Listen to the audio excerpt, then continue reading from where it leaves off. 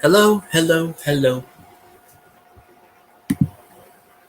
Come on, where the ladies at? Line up, ladies. Come on. He's back. Southern Coin Hunter, how you doing, my friend? I'm always back. Back in action. Uh, Boudreaux went to go get some dinner. He's the one that sends out the links to everybody. If you want to come up, Southern, I'll shoot Boudreaux a message, and he could send you the link because I don't stick the link in chat. Let me send him a message. Uh,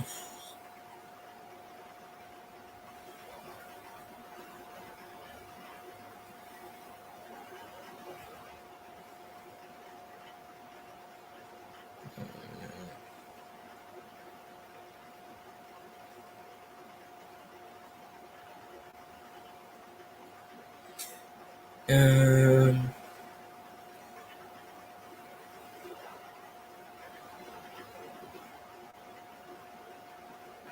Close enough. Typing this fast.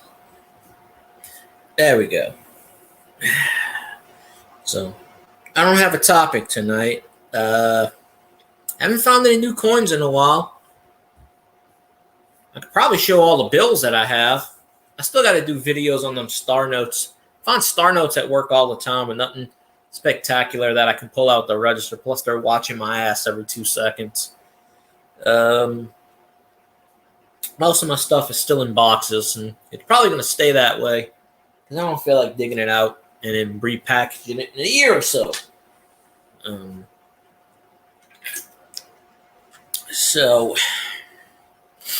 But I told Cajun to send you a link, Southern. If you want to pop up, you don't have to. Then Raging can pop up, and the usual cast of characters.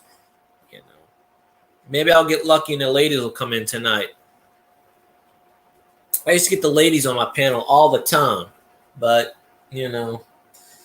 if I message them, I just hate bothering people. I hate messaging 50 people and say, "Come on in chat." I don't like to bother people too much. They'll pop in if they want to pop in. Back in the day, 4 or 5 years ago, I would have anywhere from 20 to 40 people in my live stream. Of course, most of the coin community said to me because I don't consistently show coins. I do when I want to, but not only that, I don't do auctions, and I don't go on auction streams. What? I never heard of that, but I get them at work all the time. I see 2 or 3 of them a day generally, but I don't keep them all. I just keep whatever. But that's the first time I heard about that. The new print machine. Well, they would have to come up with some kind of form because they still got to burn the old money. They may not put a star next to it. Maybe they put a W or something. I'm sure they'll do something. I don't know. I don't keep up with this new technology stuff. El Presidente on his way out is screwing him. He'll figure out how to screw everything else up in this great country of ours. So, I don't know. We shall see. But yeah, I went back and I watched the Cajun stream. I thought you were going live, and I'm keeping track, and I'm like 5 o'clock.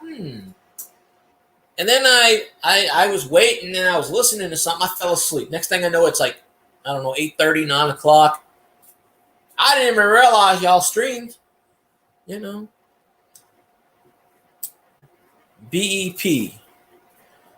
I don't know what BEP is, but well, I guess it means buck five administration policy. Yeah. They like to screw stuff up. They'll probably put a picture of somebody in the pins. Like, what would they do with the notes then? Like, if they got a damaged note, they're just going to burn it and put it back in circulation? That would screw everything up. But Yeah, I seen one star note the other day, but I can't switch out as much stuff as I can right now because I got cameras above me, and they already fired someone for stealing. I don't steal. I just take the dollar out, I put it in the till, and then I put it in my pocket. But it's $1 for $1. But this company, they don't care about that. So, But oh, Doctor Who said Who Dat. That's right, Who Dat Nation. We all know it's good. The Who Dat Nation is in the house. Doctor Who's Bill's Mafia. I'm gonna start calling them Bull's Mafia. The I becomes a U. So we're gonna call it the Bulls Mafia just cause. Or the Balls Mafia, whatever I want to call it. Boyle Mafia, I don't know. Call it whatever the hell I want to. Bureau of Engraving and Printing. El Presidente screwing up my country. Bring me back my star notes. What the hell's the matter with you? Come on now. I was in somebody's live stream and they kept bringing up Elvis every 5 seconds, and I said, I haven't seen him in a while. He's probably in Graceland hiding again. Although every few months he comes out, he shakes his booty for a peanut butter and jelly or peanut butter banana sandwich, and then he goes back up and watches 70s paraphernalia. No, maybe 60s. I don't know what the hell back then. Now, some channel was like, I'm live with Elvis, and I went, well, that's impossible, because he doesn't show himself. Yeah, one day we'll get Elvis on camera, but he won't agree. He'll lose a bet, but he won't go on camera. He won't. Now I've seen his hands, so so we sort of know he's a real person, but. Other than that,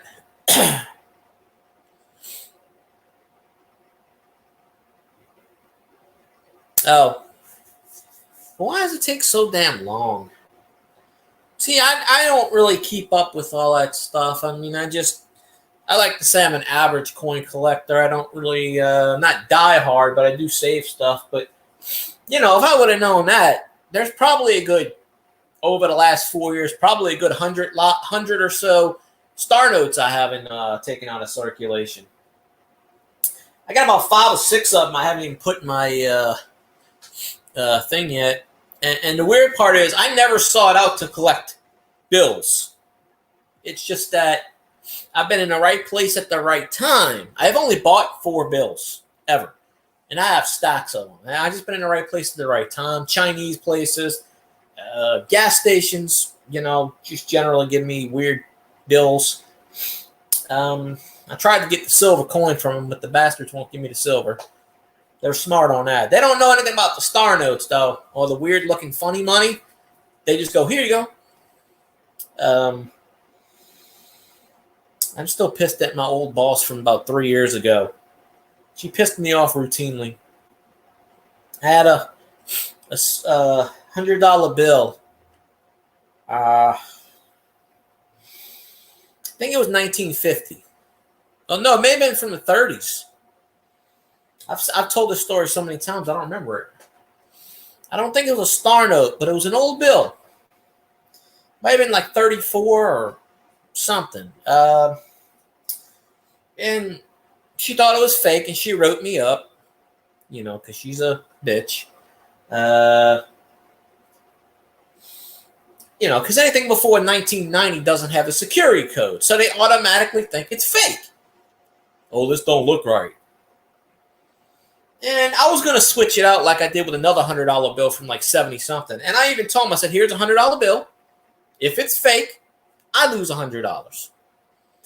I forgot to do it. Stupid me. I came back. The bitch took it out the register, wrote counterfeit all over it, wrote me up, told my district manager, which was bullshit. Turns out, the bill, she took it to the bank. It was real. Didn't get an apology, nothing. I found this out about a couple of days later. And I looked up the serial number. That bill was worth $1,400. So I chewed her ass out. I said, from now on, don't do this shit. If you want to write me up, I don't care. But I see an old bill, I'm switching it out. So, last week we had a 1985 $100 bill sitting in the safe. And the safe, the Brinks safe wouldn't take it. But I didn't have $100 on me, so woot woot, Brock's boys. My old boss thought it was fake. She wrote counterfeit all over it like a stupid bitch she is, and wrote me up for it. Never apologized to me. Never undid the write up. Nothing, because I found out it was real. Oh, at my last 2 jobs ago, I had a $100 bill. I thought it was safe. Brinks, BRINK. But, so I was pissed about that. But I did take out a 1977 $100 bill, and I put a $100 bill in the till. But, yeah, it's just I went to lunch, and I went to the bank and got the $100. But when I came back, she took it out my damn till and wrote me up. I was like, motherfucker. I said, here's $100 right here. But by that time, it was useless because she already wrote all over it, counterfeit, fake. So I even told her, I said, that bill's worth $1,400, you stupid bitch. I said, here, I would have put $100 in my own money. Yeah, they do that for my job now, but they didn't have that for the other one. But how you doing, Philip Blair, by the way? So, yeah, I was kind of pissed about that. Right before I left, I pulled a 57 silver quarter out the register about a week before I left. And that was the last silver quarter I ever found. Because I don't find, Brinks don't give us silver. No. I'm waiting on these customers to drop money. I'm waiting for these customers. I've already had a 1928 penny Wheatie put in my hand. I had a lady that almost gave me a pretty old bill.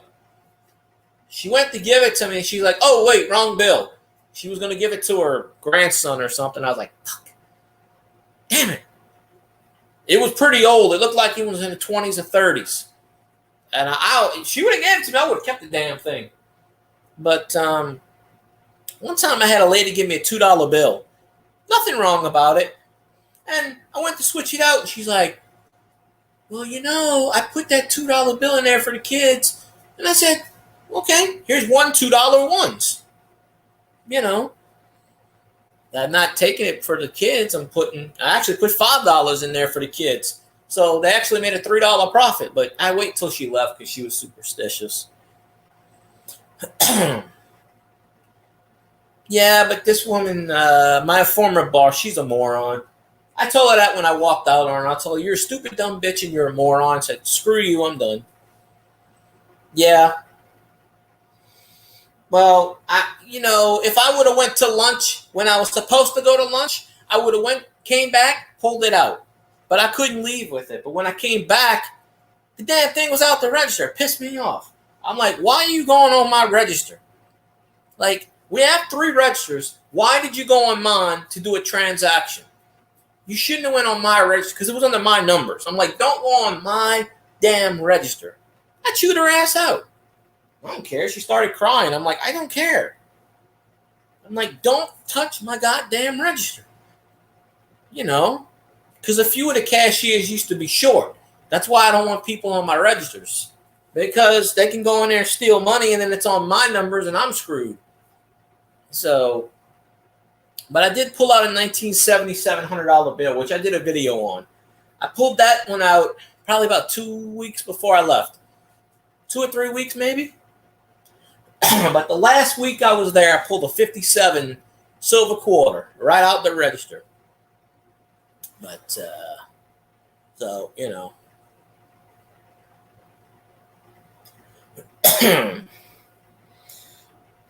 I'm stalling for Tom. I'm waiting for my, yeah, it's a crime. You can't write on currency.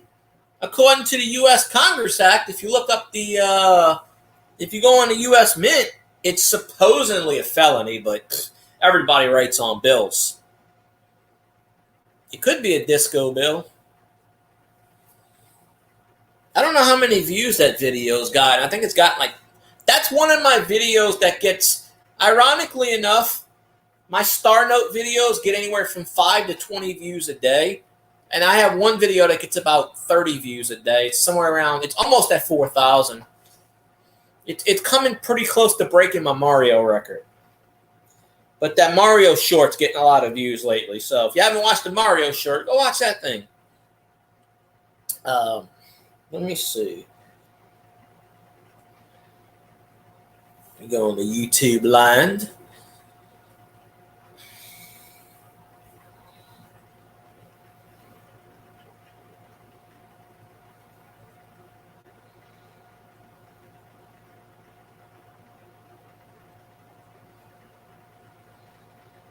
Okay.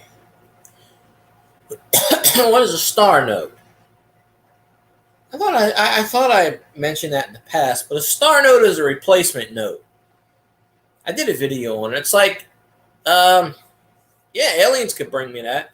A Star Note is when a note gets damaged and then they just reprint it, whatever. No, but I'll pull it up right now, Southern. I'm kind of behind on videos right now. Let me pull it up on my phone. Right.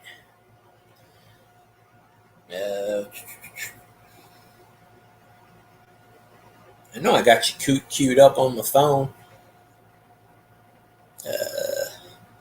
290 subs. That's a weird thing. We got 290 subscribers and 281 videos. All right, everybody, go follow Southern Coin Hunter. Get him up to like 4.5 million. You know, even if you don't like coins, still follow him. Because why not, right?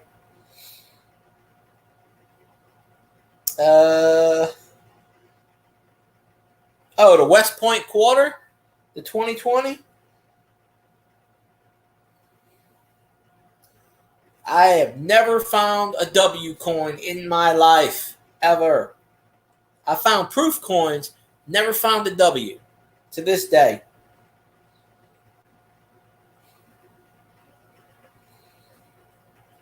But, yeah, I'm looking at it right now. I got the sound on low. That's why you can't hear it.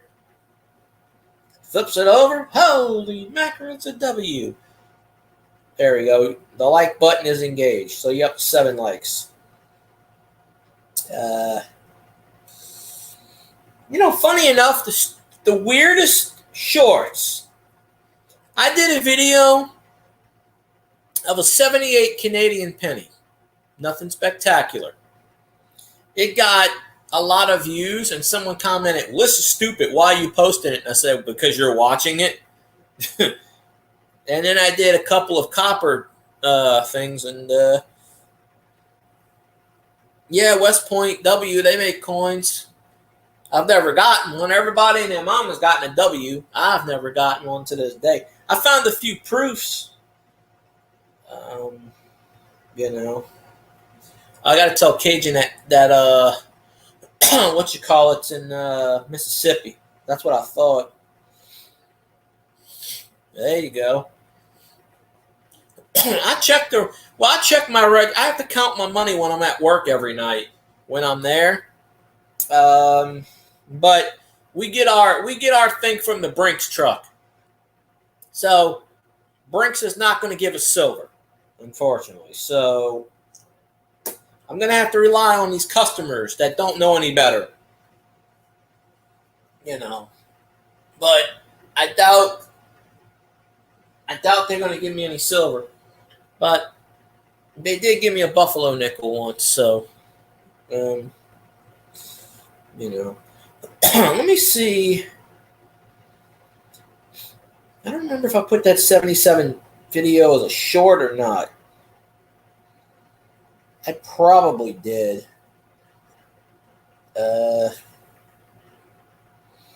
hole in the ceiling, that got 265 views. I posted that 3 times. I got a Star Note with 859 views as a short. No, this ain't a short video I did. This is an actual video.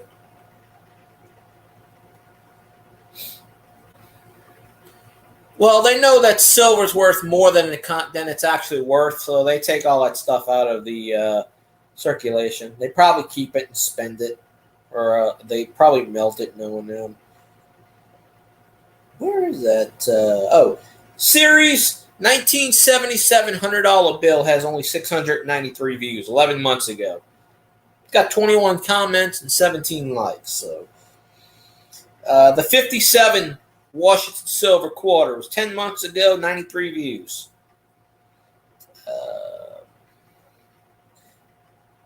Let's see. Raging Cajun videos only got 27. How many national parks are there? Hundreds? I don't know. Don't ask how many in U.S. Hundreds? Thousands? I don't know. I mean, I used to live right next to a national park, or down the street from one. I might delete that video because ain't nothing on that one. Raging Cajun. Did you know this, Southern? Raging Cajun was doing a video testing some pliers or some kind of tool, and he cut a penny in half. And I went back. This was last year. And I went back and I blew that video up. Do you know that Raging Cajun cut a 2009 presidential penny in half? One went in one state, one went in the other. I give him so much grief for that. I'm like, don't cut the pennies. Cut the zinc pennies. Not the presidential pennies that are actually worth a few cents. Star Note videos do good for me. But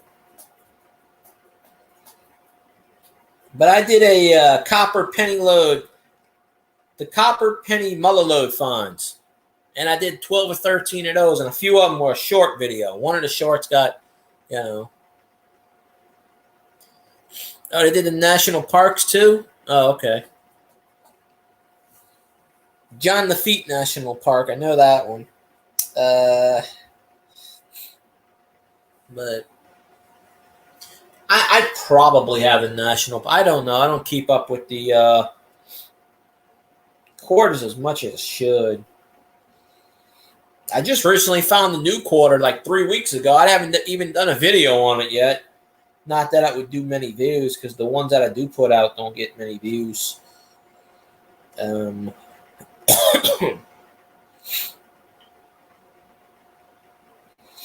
me see. I'm trying to find 1981 Canadian penny find, 499 views.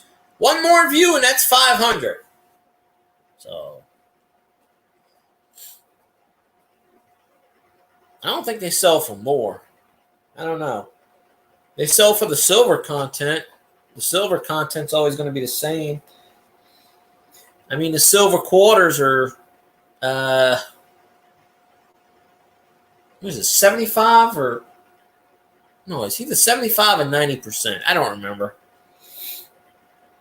Or it's possibly even 35%. I can't remember at this exact moment because my mind is playing tricks on me. Let's see. I'm going to find the Mario video. Silver coins are more valuable. That's why I don't put them in circulation anymore.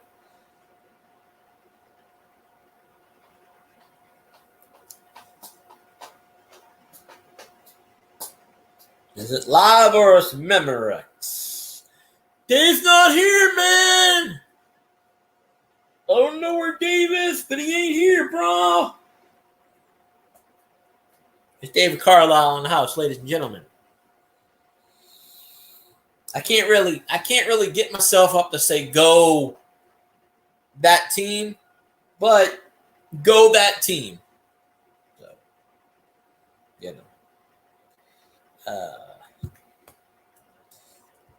let's see. Of course, I gotta say go blue for Brock's boys. Woot woot. Woot woot. Where is that video? My Drew Brees live stream got 495 views. That live stream single-handedly almost got me monetized. I was only going to do an hour, and I did 4 hours and 8 minutes, and still had like 40 people in chat when I ended it. I should have kept that sucker going. That almost got me monetized, just that one particular video. I should do a video. This breaking news, us is in. Tom Brady sucks. Back to you, Dick. Where is that damn short video?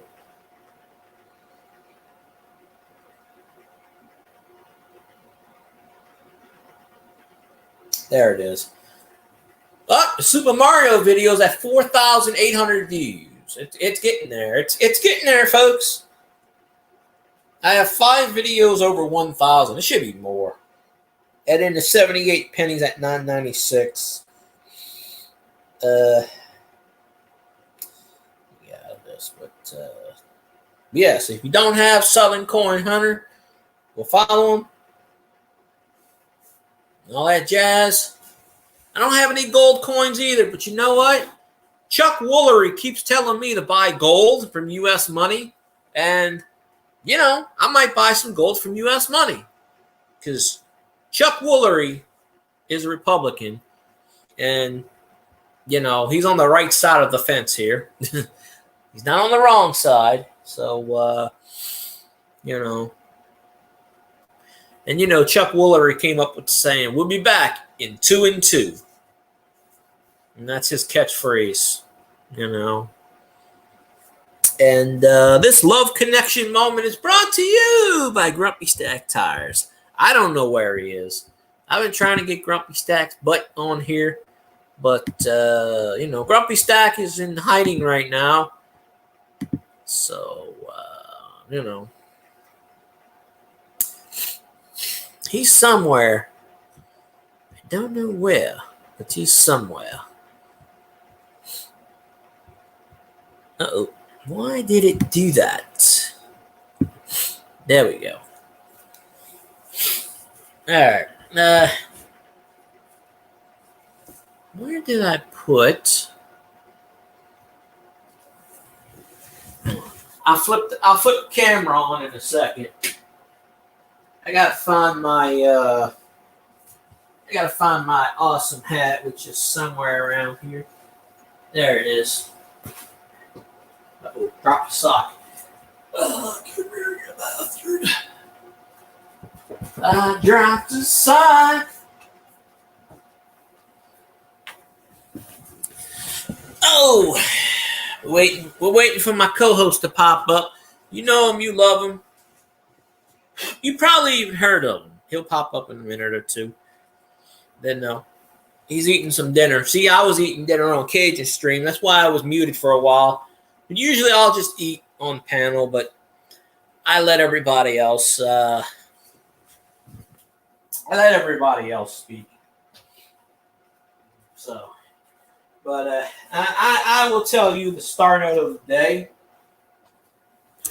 And I gotta make a video of this, and I think I have already. It's the 316 note. If you're not familiar with the 316 note, the 316 note is my personal note of error. Okay. The 316 note. 1957 silver certificate. See? 316. Star note! Boom. So, we will take out the stash of cash. The stash. So, you know. And here's the $100 77. I'm pretty certain it's real. You know, I don't have any proof, but looks real to me. So, you know, so I took it out. I tried to get the $8,500 bill, but I didn't have any change to do it. And this is the Boo note, ladies and gentlemen. This is the Boo Note. BOO1139C. Boo! In honor of our friend, Boudreaux. So that's the Boo Note, which I never did make a video on that. I don't think I ever did make a video on that. I got a bunch of star notes sitting over here, too. I didn't make any. What you call that? But, let's see. Usually I have these in order, but lately I just been putting them on top. Because, I don't know. You owe me. Low-Key McGee in the house, a.k.a. formerly known as Mr. Zanron, formerly known as Grumpy Grandpa. What the hell name is he going to choose next? I have no idea. Hey, you the one that got all the silver out the damn, out the vending machine. A couple months ago, Zanron there got like a shitload of silver out the vending machine at work. So apparently some dumbass decided they were hungry enough to put a shitload of silver in the vending machine. And, Zanron had the fortwhite to say, I'm just going to keep putting dollars in and hitting the damn change thing. He pulled out shitloads of silver. So you never know. You desperate enough and you need food, silver or not, they're going to spend it. That's why you can find a lot of silver at gas stations. They go break into somebody's coin collection and get some cigarettes. This is the 911 note. 911, what's your emergency? Yeah, my name's George Washington, bitch, and I got some pizza I'd like to donate, and I need some beer money. Yeah, beer money. Yeah, I don't know. That's probably how George Washington sounded back in the day. We don't know. And, actually, this star note's only got 3 numbers in it. I wonder if it's worth anything. E00990790. Easy E. It's got 3 zeros, 3 nines, and a couple of 7s. And I have a bill somewhere where it's all 7s almost. And then there's like a T note. There's the 316 note. I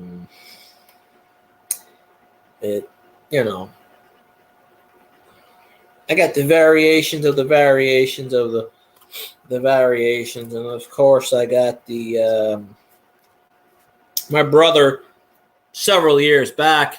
Oh, it's a trinary. Okay, my brother several years back got me the Three Stooges notes. Certainly. 782, and they're in numerical sequence. 783, and it's legal tender. And 784. So I got those, which is pretty cool. Which numbers are the luckiest when you put in a slot machine? 7, 13, 11, 69. Me is 22. I almost won the jackpot. I was one number off once, a Powerball. It was over $1 billion. I was one number off every single number. God did not want me to be rich that night. Probably because I was going to get some hookers. But, I don't know. But I bought this one. I only bought 4 bills ever. I bought these years ago at a fair. And it's 1928. Yeah, it's legal currency. 24244650. 28. And then I bought another one. Another 28. 398-512-418. Missing a whatever, but I still bought it. It was cheap enough. And then I bought this one. And then I bought something else, but I sent it off to somebody. I sent it off to a damn, idiot that used to be in the coin community that screwed everybody out their freaking money. The bastard never paid me for my money either. I sent him a Morgan dollar. Never got paid for it. So he never did pay me my damn money that he owed me. So I hope he burns in hell. That's a 53. But, he took the coin community for thousands of dollars, that bastard, so he'll rot in hell. This is the 666 note. 4714366. Hi there, I'm Thomas Jefferson. I screwed all my slaves several times. I am a damn legend. Respect me, America. Then on the back it says, yep, that's me, bitch, right there. Mr. TJ. Yes, the biggest. Yeah, I've seen it. Not in a long time.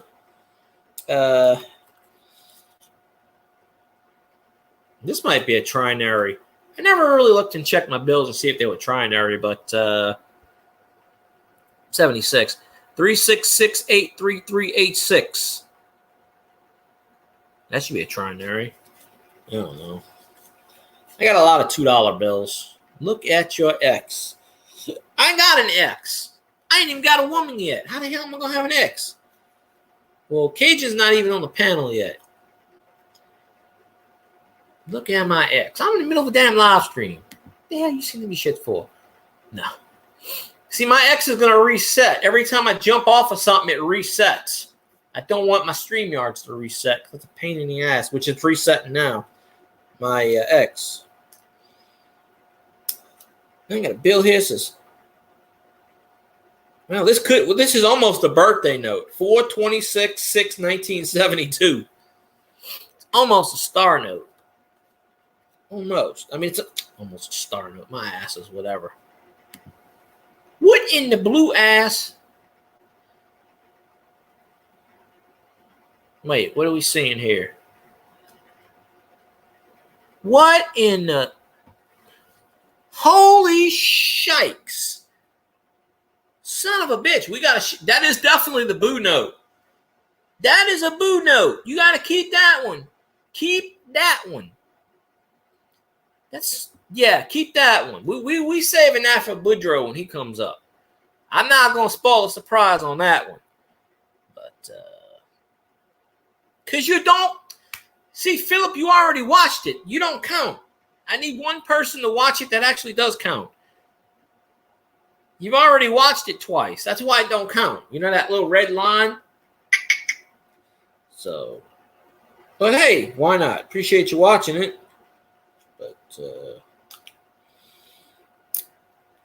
I like this one. This one is 00383858. That's almost a repeater. Wait, let me read that. Some fool paid over $450 for a counterfeit one with two. See, that's why I don't buy shit on eBay, because eBay is full of shit.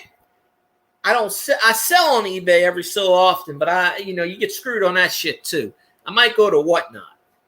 But I got a guy on Whatnot, the $2 bill documentary, and I haven't gotten back to him in about 3 or 4 months, but he was going to put up, and I have a $15 credit. He was going to put up 3 $2 red seals for me for $17, and I have a $15 credit. So I was going to get 3, and I think they were 1953s.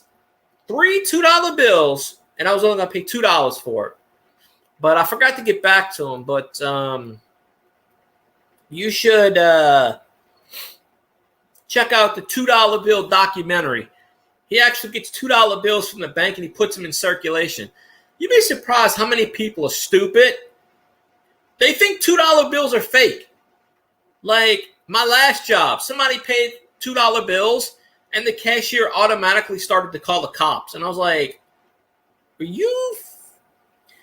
Like, $2 bills are real. They're not fake, you idiot. I had to tell this damn kid. I was like, $2 bills are real. You just don't see them. They're like 50s. People hoard them. You don't see them. Black and green heat.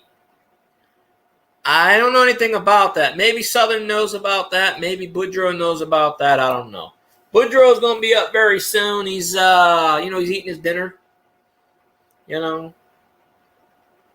So, if I say him enough times, he'll pop up. But I don't know anything about the black thing. But yeah, you need to keep that one, Zanron, because that bill that you have is going to be worth some money. Because the more of those first digits you have, the more you're better. I have never seen one with that. But I remember one time Cajun told me somebody had a star note, and it had 5 zeros in front of it. Or maybe it was even 6. And I was like, he showed me a picture. And I'm like, holy shikes. It was a star note with 5 or 6 zeros in front of it. And it was freaking old. So,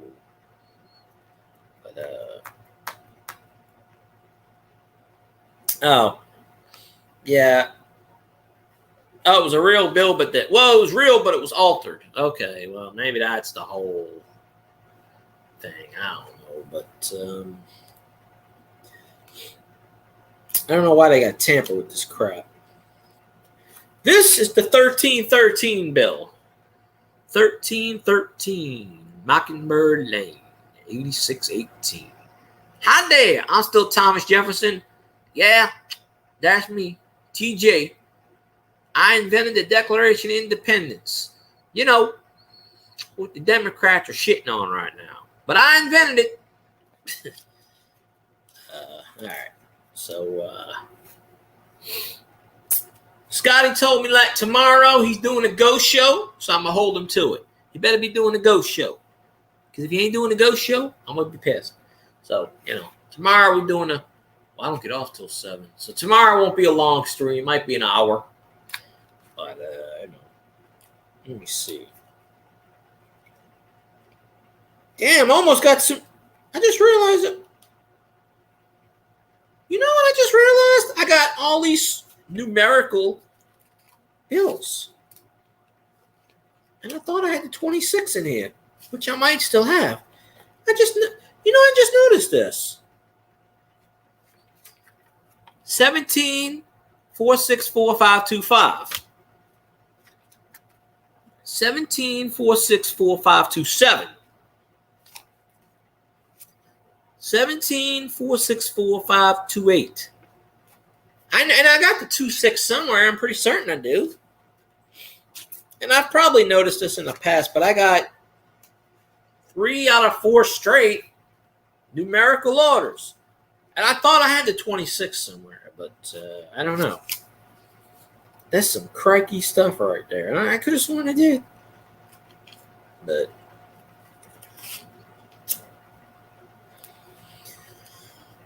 1934. Hi there, I'm Abraham Lincoln. I didn't screw the slaves, but I did free them. I freed them from TJ, But of course he was gone by that time. But this is black ink that went into the green ink. Look, it's black. I don't know, but get in there. That's the red ink. That's I don't know what the hell that is. Whoa. I gotta take this out because I'm running out of space in here. Flip that up. Flip that like that. And, all right. I thought that sucker jumped up to 9 for a minute there. Like, yeah. 63 $5 red note, red seal, whatever. That's I bought this one too at that fair that time. 63 $5 note. I bought that one. But I don't buy many of these notes. I get them all in circulation mostly. 63 green one. But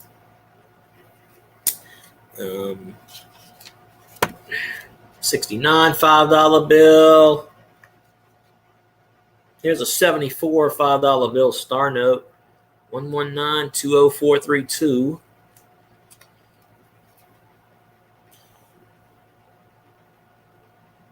This one's almost this one's got a little tear at the bottom, but I think this is a trinary too. 03735765. Got a little tear right there at the bottom. It's a 74.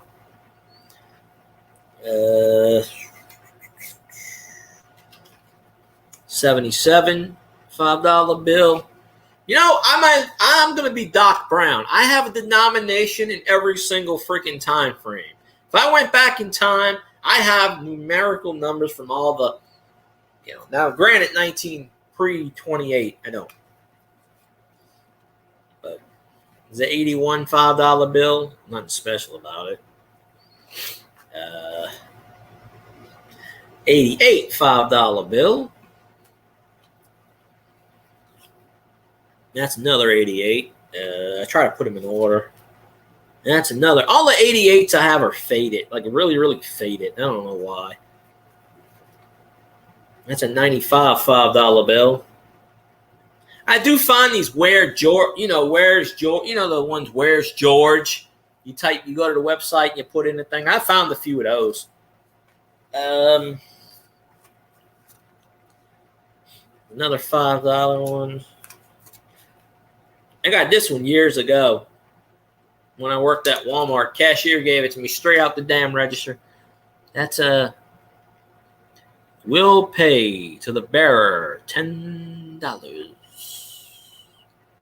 Federal Reserve note. I don't know, it's something printed on it, but it's like 1950. But you learn something every new. Black ink spills into the green ink, and then the red ink turns into blue, and then $50 to $100. Well, it's all worth it in the end. $10 bill from 63. $10 bill from 69. Wait. 677-37687. That's a trinary, I think. That's only got 3 numbers in it. It's weird how I get these bills. I just get them through. All these bills I got through circulation except the 4 that I bought. I get them all through circulation.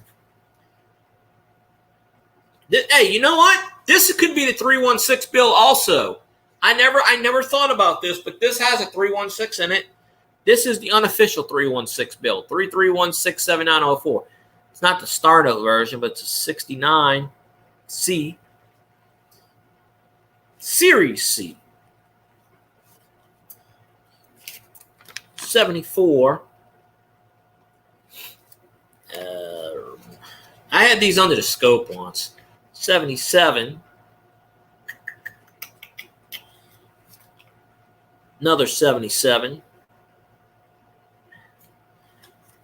This is an 84. This is almost, I don't know, these are weird numbers here. This is a 85. 49325654. That's an interesting one.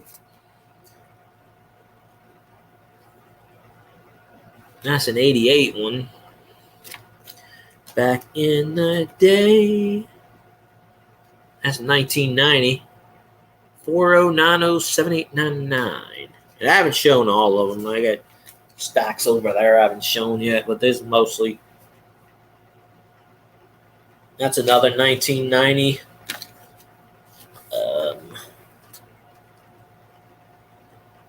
That's a 95. 59882812. But waiting for Boudreaux to pop up so I can show what Zanron found. And keep that bill, Zanron. Don't spend it. Keep it. Keep the bill. 95 $10 bill. Another 95. I don't think I have a birthday note. That's a 1999. That sucker is off cut. I mean, way off cut. That thing, like that, the funny money. That's when they came out. People go, "Is this shit real?" I just grabbed it because I was like, it looks pretty cool, but it's also off cut. So that might be a pretty penny. Then you get into And I don't know where my 81 bill is. Oh, there it is. Why is the 81 in front of the 93?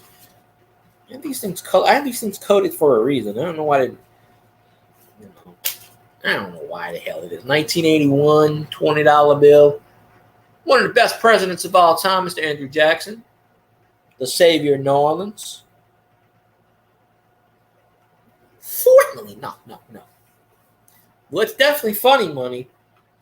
This one is definitely, if the 6, this is still a trinary, but if the 6 would have been here, it's pretty cool. 1993. And it's 259-65665. What is a tombstone note? See, I don't know what a tombstone note is. Yeah, you got to educate me on the tombstone notes. Oh, shit.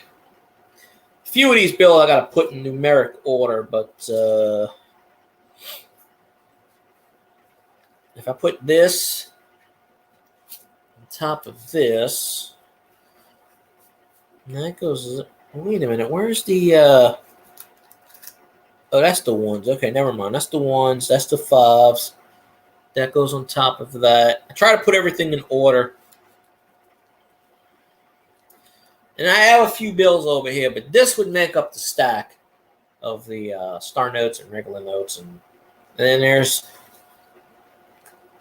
I got a German note that I won from Dale that's in here. I got Arabian notes. I got some Filipino notes that my brother gave me from the Philippines. You know, the money that he gave me from the Philippines, I'd probably be a millionaire. Or I'd be at least some serious shit. I got like about $300 in the Philippines. That's probably worth like $1 billion today. So that's interesting in the least. But Groucho Marx has an emoji, yes. But did you know that New Orleans Saints have an emoji? It's the fleur-de-lis. What is that? It's called the fleur-de-lis, sir. My brother did live in the Philippines for about 2 years. He lives in Ohio now. I haven't seen him in 8 years. He disowned everybody, so I probably will never see him the rest of my life. But that's okay. You know, a lot of people disown me, so I really don't give a shit. I have an uncle that disowned me, so I really don't care. You know, to each their own. You know, everybody's got a relative that wants to mooch and borrow money and never pay them back. Everybody's got one. You know, so, you know. But that's the fleur-de-lis, sir. You know, I have to type it in the chat. Well, I don't have to type it, but, well, my brother, he got divorced about 2 years ago, but he still lives with the woman. You know. Sorry, the fleur-de-lis. Of course, I can't say this to your team because your team actually won Super Bowls. You know, your team's actually good. Well, you know, the Giants, but I don't know. But at least I can say Super Bowl champs. At least I can say that. You know, I mean, Elvis's shitty team ain't won a damn Super Bowl. We know Doctor Who's team go for 4. But I think Josh Allen will lead the Bills to a Super Bowl one of these years. Not this year. Because we all know the Saints are winning the Super Bowl this year. The Saints are in the Super Bowl, period. That's it. But I don't know. I'm gonna pick the Saints to win it all, and then the Lions are gonna be a close second. Everybody else is a close 5th, except for the Vikings, which will probably be like 47th out of a 32 team league. The Vikings are like 47th. You know, and as I like to say, F the Falcons. But you know. I said it in Cajun Stream because Lady Spitfire is a Falcons fan, and yeah, she had me blocked for a long time because, you know, Falcons suck ass, you know. Well, it ain't me, you know. I can't help it that the dude mooches off of people and bums for money for drugs and shit. It ain't me. I don't want to deal with them people anyway. So he can stay his ass in Ohio. I don't care. That's all good. You know, 1 year he'll come down and bug me for money or some shit. You know, the gravy train ran out a long time ago. Don't worry, though. You know, the Detroit Lions will be coming to New Orleans. You know, they'll all get tickets because they'll be watching the Saints in the Super Bowl, in the Superdome, kick some duty booty. Hopefully, it's over Patty Mahomes, Elderberry's team. So go Chiefs. You know, I guess I can say go. Well, when I say go blue, that's the Giants, but you know the Lions are blue too, so they can take that slogan too. Why not? So don't worry though. Jared Goff's gonna have a nice seat in the Superdome, watching the Saints kick some duty booty. So you know, he'll take some pointers, and maybe the next year they'll be in there. Well, unfortunately, you know, you have two NFC teams. But I personally would like to see the Saints and the Lions face off in an NFC Championship game. And I don't even care. It could be at Ford Field or it could be in the Superdome. I don't care. You know, I'm actually pretty excited about my team. I just hope Derek Carr breaks his leg. Team Taysom, by the way. I like our backup. Our backup quarterback might be Spencer Rattler, the rookie from South Carolina. He's awesome. He's good. And we also have the other kid, Jake Haener.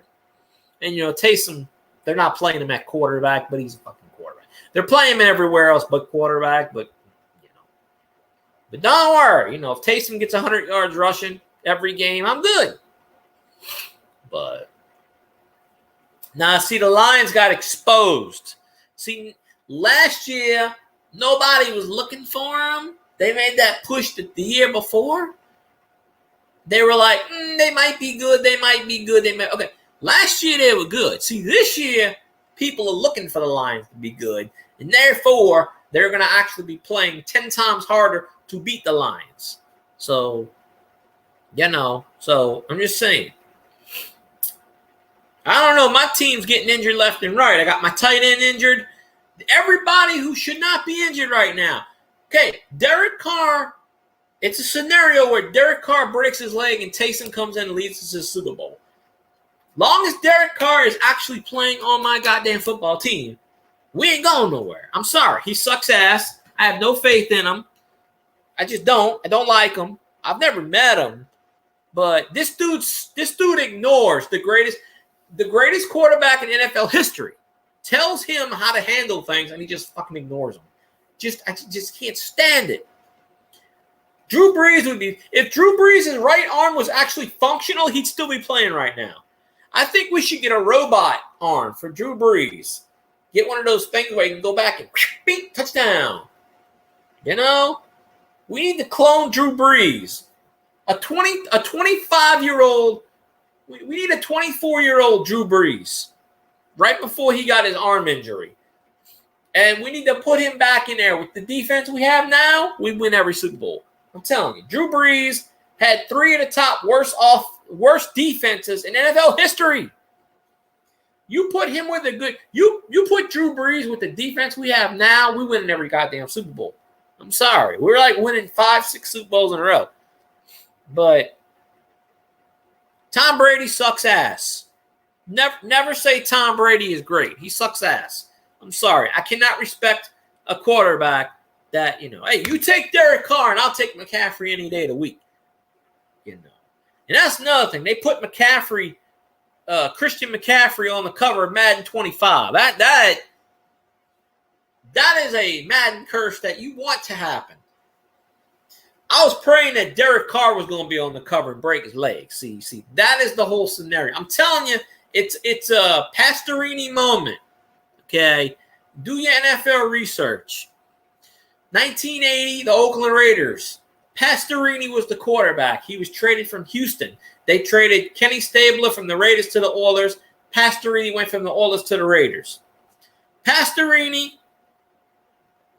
was 2-2, broke his leg in the 5th game. Back in the 80s, a broken leg was the career. That's it. Done.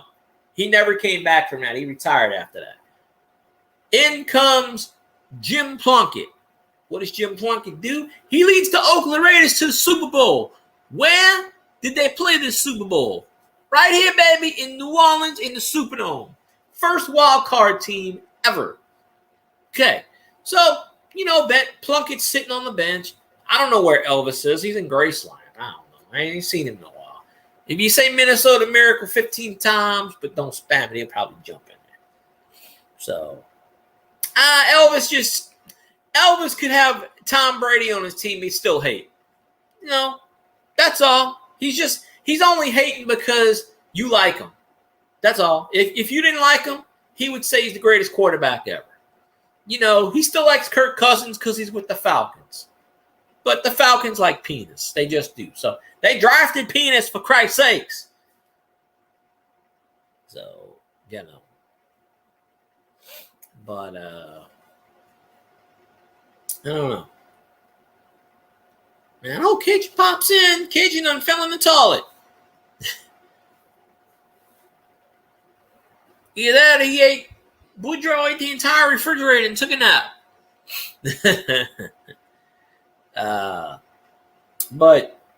And then Jimmy Plunkett sat on the bench for another couple of years. Comes 1983. Their Raiders shitty-ass quarterback, I think it was, I can't remember his name off the top of my head. He gets injured. Jim Plunkett comes in. Once again, leads the Raiders to the Super Bowl. Los Angeles Raiders this time, 1983. Against the highest powered offense ever in the Washington Redskins with Joe Theismann and John Riggins and the Hog Bunch and the Hogs. And they won 38-9. So Jimmy Plunkett comes off the bench twice, Super Bowl. And he almost did it again in 86. But it took a broken leg. So my scenario is that Carr breaks his leg and comes Team Taysom, Super Bowl, baby. That's what I'm talking about. These things come in cycles. So there ain't no goats from Michigan. What the hell? There ain't no goats from Michigan. The greatest quarterback in NFL history played at Purdue. He didn't play at Michigan. He played at Purdue. Now, I'm a Go Tigers fan, and that's LSU. That's not Auburn. Sorry, David Carlisle. You know I'm LSU. But Shady Brady. I had Shady Brady's rookie card with the Michigan Wolverines. I sold it. I had the Skybox rookie card. I pulled it fresh out of a pack. I had it for 20 years. Then I sold the damn thing. But nah, Brock's boys. That's no. We don't say that. Nah. That's an SEC team. Nah. There's only one SEC team. That's Go Tigers, LSU. Old Miss, nah. That's old piss there. Nah, we don't. We don't worry about that shit. The greatest, and I don't know where the hell did I put it? I don't even remember where I put that one at. It's in a box somewhere. But that's right. Go Tigers. LSU. Southern Corn Hunter knows what I'm talking about. Where's Boudreaux? Come on, Boudreaux. Get in here. Probably still eating. But go LSU. The hell with that. Eli Manning is a great quarterback. Eli Manning actually defeated Shady Brady. Damn near defeated him twice. Eli Manning, I got Archie's rookie card sitting right over there. It's in the Saints binder. I don't remember where I put my Saints autographs in a thing, but the hell with that. I know how to play football. The foosball, I don't know where I put my I think it's over there. Oh, hell with Eminem. Eminem talked shit about my quarterback, so fuck Eminem. I hate his ass. He can kiss my ass. I'm sorry, he can stay in Detroit. The hell with that shit. But I've passed by Tiger Stadium several times. Never been in it. What? You have not, them fighting words there. You have not heard of a conference called the SEC, my friend? The Southeastern Conference, the greatest goddamn conference in history. Everybody wants to be in the SEC. Shit, Texas and Oklahoma's coming in the SEC. The SEC is like the best conference in national football, in college football history. Fuck the Big Ten and the Pac-10 and the WAC-10 and the Whack Me Off and the all that other shit. Whatever the hell Michigan's in. The Big Ten sucks ass. Nobody wins in the Big Ten. Nobody. Michigan and Ohio State and everybody else, they all disappeared to the Pac-10 and the WAC-10 and nah. We don't pay attention to Bama. Bama sucks ass. You're picking the wrong one, Brox. The wrong team. Let's go LSU. See, I will guarantee you, LSU is awesome. If I can find my LSU hat. I don't know what to do with a lot of my hats right now, but it's somewhere around here. But LSU's like the best team ever. I'll find it eventually. I don't know what I did with it. My hats are a lot of shit's in boxes right now, so I don't know exactly what I did with the hat, but but go LSU, baby, on the way. And I'll pull out some stuff here that let's see. Where the hell did I put it? Oh, it might be over here. Man, so much crap.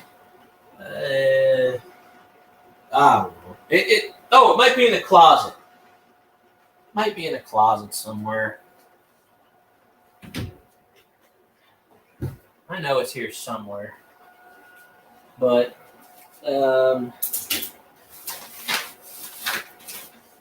well, it's not the hat. Yeah, it ain't the hat, but it's the shirt. We'll go with that. I got a bunch of championships. No, fuck that. Fuck Bama. Nah, no. Fuck Bama. There we go. This is an old shirt. I don't wear it anymore, but I keep it. It says LSU. I can't see it. Probably you can see it. It says National Champions 2004. It says 2004 football national champs. Go LSU, baby. No, I wipe my ass with a Bama hat. Nah, see Bama football and Falcons football. That's toilet paper. That is toilet paper. You don't mess with an SEC team like LSU, the greatest college football team probably ever. 2019 Tigers, 15-0 undefeated, best offense ever. The only team that I think would even give LSU a chance, a miracle shot, is probably last year's Michigan team. But LSU would beat the shit out of that team too. But Michigan had a great defense last year. LSU had a great offense and a great defense. They gave up less than 17 points a game and scored 50. So, what? Fuck that. LSU done won 4 national championships with 3 different head coaches. No, 4 different head coaches. What the hell are you talking about? 4.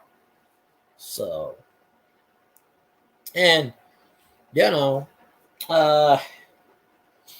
don't know what I did with that hat. I don't remember where the hell the hat is, but the greatest quarterback in NFL history. Fuck.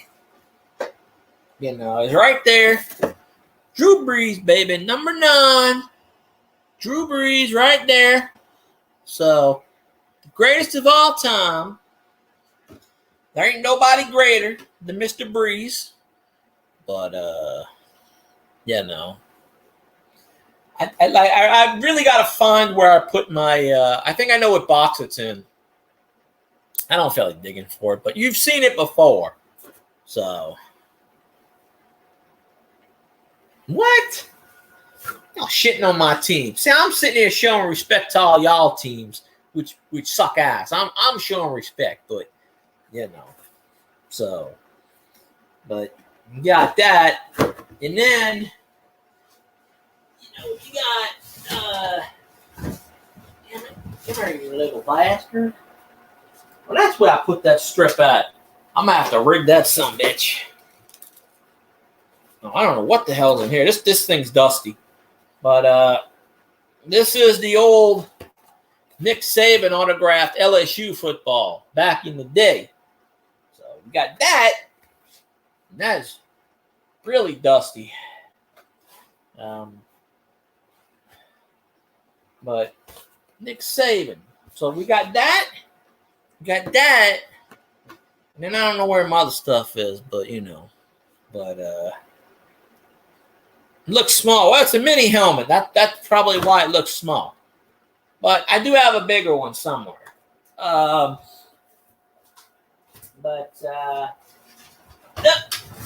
in there. Always go LSU. Shooting it to the top of my lungs because LSU is the awesome one. Let me see. Where is... It's here somewhere. Oh, probably sitting in the corner right there. I don't feel like digging that shit out. But... yeah, freaking... Oh, good Lord. Most of my shit over there, but... Don't worry. Don't worry. Like, Michigan lost a lot of players, and they lost their coach. You know, Michigan's still going to be good, but they're not going to win another championship. It's just they're not going to win another championship. So, that's just, you know.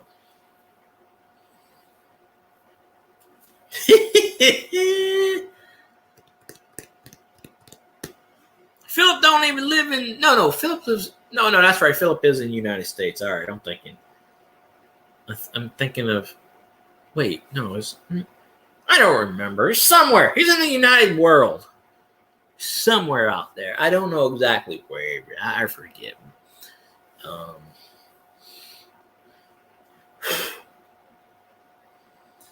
Let's see. Let me check this, out. I should wake up people and say, I'm live, get your butt in the chair. I broke the bank on this one.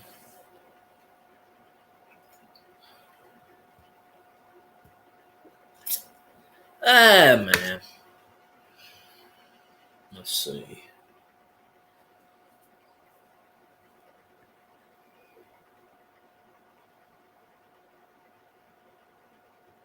I'll come back to that one.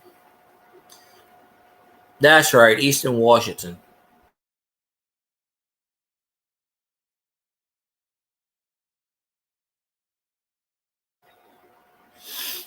What's that? Cockfighting in Taiwan. Shit, we got Michael Vick on our hands now. What the hell? Nah. I always think you're in the UK for some reason. And there's somebody that pops in here from the UK that's not Dale. But, I don't know. But,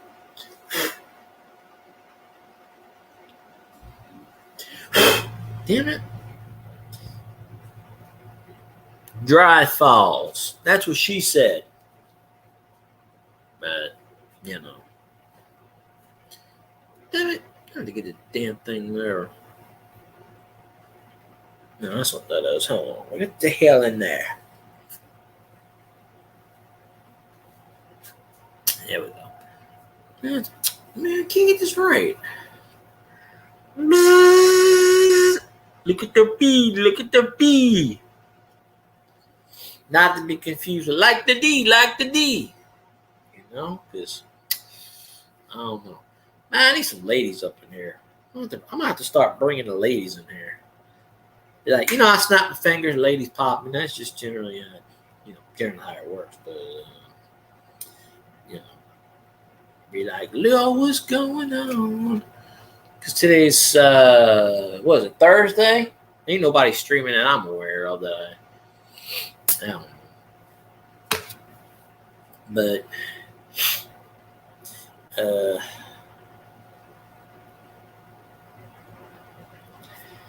let's see.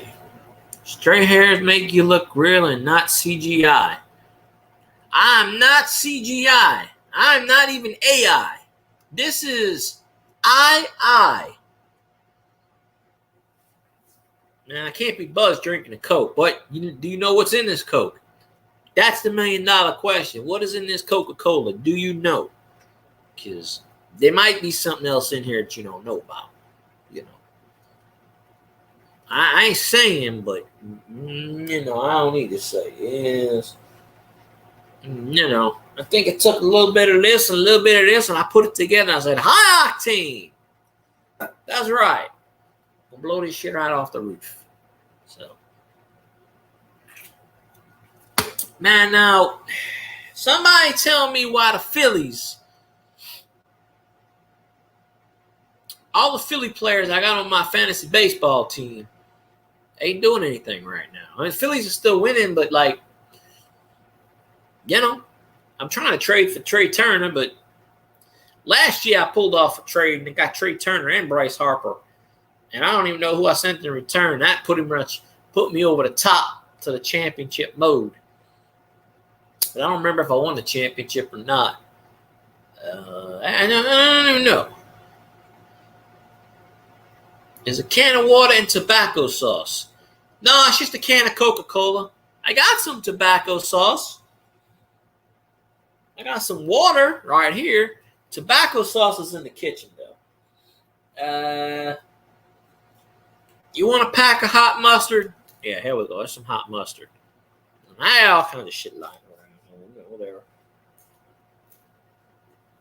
You want some milk chocolate? I got some of that shit over there, too.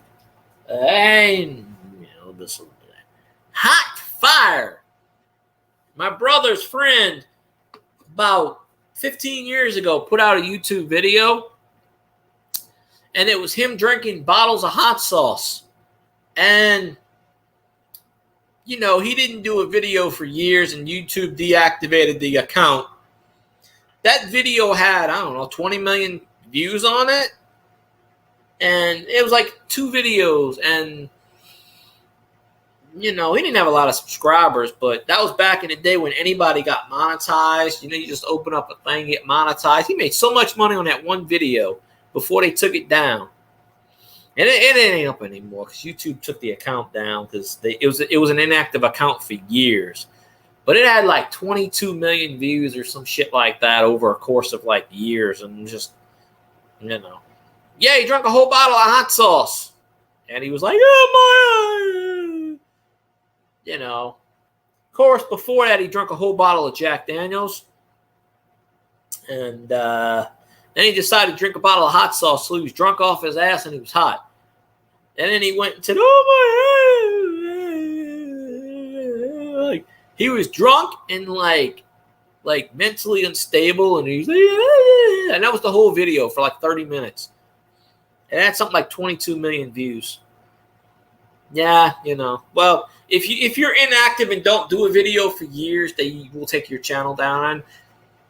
They took the video down first, and then they took the channel down. But there was like 22 something million damn views, and no, this was like 2007, 2008. They didn't have any other platforms back then. I don't even think Twitter was around back then. I don't think he did, but this dude is like a millionaire right now. This dude, he's a millionaire. He doesn't work anymore. He bought this business. He founded this business, and he flipped it 5 years later, sold it for like $6 million. So he's a millionaire. He don't work anymore. He's retired. I haven't seen him in years. One of my brother's friends, which is funny enough because he won't give my brother money. So, and this dude's a goddamn millionaire. So what does that tell you? MySpace was around, but MySpace is screwed because Justin Fagalot, he bought MySpace and yeah. I remember Tom. Tom was like, everybody had Tom as a friend. No, my brother's friend. My brother's friend had some kind of business and he sold it. He got it really big and he sold it. I don't remember what he did. He used to buy businesses and then flip them. Like he had like whatever business it was. He founded a business and it got really some computer thing online. You know how like those tech people, AOL scams, or I don't know, but he made a lot of money. So, and he sold his business for like $4 million or some shit back in the day. This was like 15 years ago. He might still be a millionaire if he played his cards right, but I don't think he does anything. You know. Let's see.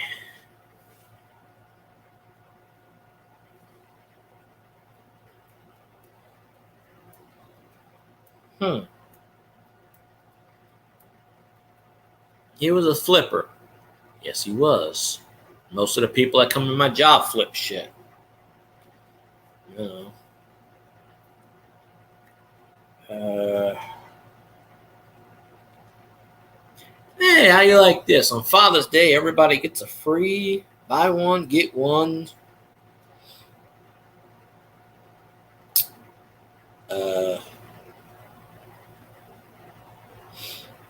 Chicken combo. Chicken.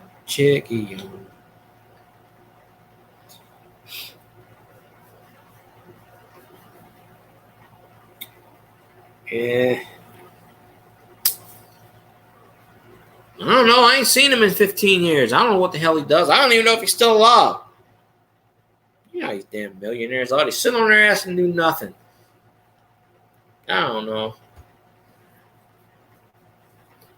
It's the people that don't do anything make all the money. And the people that bust their ass are broke all the time. You know how amazing that is? So, and I like to give a shout out to whoever the hell I feel like shouting out, just for the hell of it. You know. Zanron breaking the vending machine at work, that's a top 10. You know, Zanron actually set fire to his workplace one time. And, you know, if there was a way to figure it out, he would have figured it out. All right, folks, I don't have to talk for a while because you know who's popping in. He needs no introduction, so we'll let him introduce himself. Boom, boom, boom, boom, boom, boom, boom. Who dat and go Tigers, baby. That's right. Oh, wait a minute. I got to put my sound on. What's up, Okay. Blair? Rocks Boys. Southern was in here for a while. I don't know if he still is. Southern? Oh, okay. That's why I was like, send the links out. Woo, I woo, just saw that. I just got through eating a while ago. Oh, yeah. I'm trying to defend the LSU honor because I don't know. How's that? Apparently, LSU isn't the greatest team of all time. I thought they are. I mean, I still think they are. But 2019 LSU team led by Joey B, Jamar Chase. I mean, come on now. Justin Jefferson, come on now. Shit, if the Saints had those players, we'd win every Super Bowl every year. Just. Southern is still here, as I see. Yeah. Well, Boudreaux's got the link, so you know, if you want to pop up, Southern, you know, just say you want to pop up, and boom, you're up. Philip's here too. What a coincidence. They're all still here. But I'm taking my hat off because I'm sitting in front of a fan, so I know my hair's messy, but whatever. You know, it is what it is. Don't care. That brings more credibility to it. Yeah, Boudreaux's gonna send it. Yeah, because I don't put my links in chat. I used to back in the day. I don't do it anymore. But you know, Cajun sends it to the appropriate people. You know, Raging and whoever. I don't know where Elvis is. He's hiding. It's sent. He was in my chat, my stream earlier. I didn't see him in there. I must have missed him. He was right there about, I don't know, 5 minutes after I started. It kind of surprised me because I was fixing to see where's the Minnesota Miracle. Well, I missed that part. I was in the shower. Oh, okay. I got home I got off and I was kind of so. Here we go, making his debut to the chat. You don't know him yet, but you will. Southern Coin Hunter in the house. Second time in his Actually, life. it's the second time I've been in here. Yeah. Oh, you been in my chat before? I don't remember. Last week. Oh, okay. No, Well, two times. Do it, Tom. No, 3 weeks ago. Yeah, but you were on the panel before? Yeah. Oh, okay. I don't remember. Well, That two was times. last Thursday, I think. Last One time I was night, live. one of them Thursday nights. Yeah. Last Thursday. One of these nights. Or the one before. Probably. I don't remember. Never noticed all my glasses were all crooked. Must have Ah. laid down on them or something. Yeah, but I saw that the what you call it, the W West Point. I must be the only person in the coin community to not get a W. I don't have that luck. That was crazy. I went to Mary Lee's Monday morning for breakfast. I grabbed me a couple. What did I grab? Donut holes and a milk. Gave me my change. She sat down. I said, "It can't be." So I looked at it closer. Said, "Heck yeah!" And I did a quick short and posted it up before I went to work. Should have went over there and said, "Do you have any more of these quarters?" But I am still hunting through this first bucket of nickels. There you go, Bronx boys. If you give Southern a sub, thumbs up. 2/3 the way through it. Found a few nice big die chips on the side of Monticello. I just found a double rim nickel. Wait, who does YouTube videos in the shower? Which lady? What are you talking about, Philip? With the talking birds. I don't know what you're talking about, but I'm interested now. Who is this lady with the talking birds in the shower? I mean, now, Treasure Woman's done videos in the shower with the shampoo, but she ain't shown anything, obviously. But she's done shampoo reviews in the shower. But I don't know about any shower videos, Philip Blair. I don't know. But, I am interested in that. So, one of these days you can tell me if you want. But we ain't promoting these people's channels. I don't know, but, I'd promote them if they got their ass in here, but I wouldn't put them on the panel because that's the last thing I need is boom. I'd be like, okay. Tuesday, I had to leave work early. I wasn't feeling good. Went by the coin shop to go get a book. And for $77, I got like 5 proof sets, about 30, 40 different mint sets, 2 of the San Francisco presidential 2009 proof sets, which are copper. I got 2 sets of those. Right, copper. Yeah, that was the they call that the with satin finish on it. Satin finish, yeah. Well, all 3 mints did them. All 3 mints did them. I need a set of satins. Next time you go, if they got one cheap, just pick it up for me. I got one sitting right here with your name on it. They ain't no big deal. I got to take this picture real quick of what Zanron sent me. Because I don't present stuff, but I'm going to take this picture on my phone and resend it. Because this is a unique dollar bill here. Let me see. All right, so let me get back on here. I have to flip my camera back on, but it's going to be, whatever. The birds say, hurry up, get your butt back on here. What the hell? Put clothes back on. Put them clothes back on. We don't need to see that. Look at what Zanron sent me. Look at this bill. It's not a star note, but look at it. It's the boo note. But it's a bigger boo note. Oh, wow. Okay, hold on. Let Let me take a picture of that. Hold on. One sec. Hope you can see it better. I think I got it. Let me check. It's got 4 zeros and then a 3677. Yeah. That's the really. I got the boo note. He's got the really boo note. He sent me that about an hour ago. I said I'm gonna wait till Cajun pops up and show him. Oh crap. You know, I never did. Let me see. What is the? Hold on. What's the date on that? Which one? The one that he sent me? Yeah. I can't see it from this picture. I got to go back on Twitter. Oh.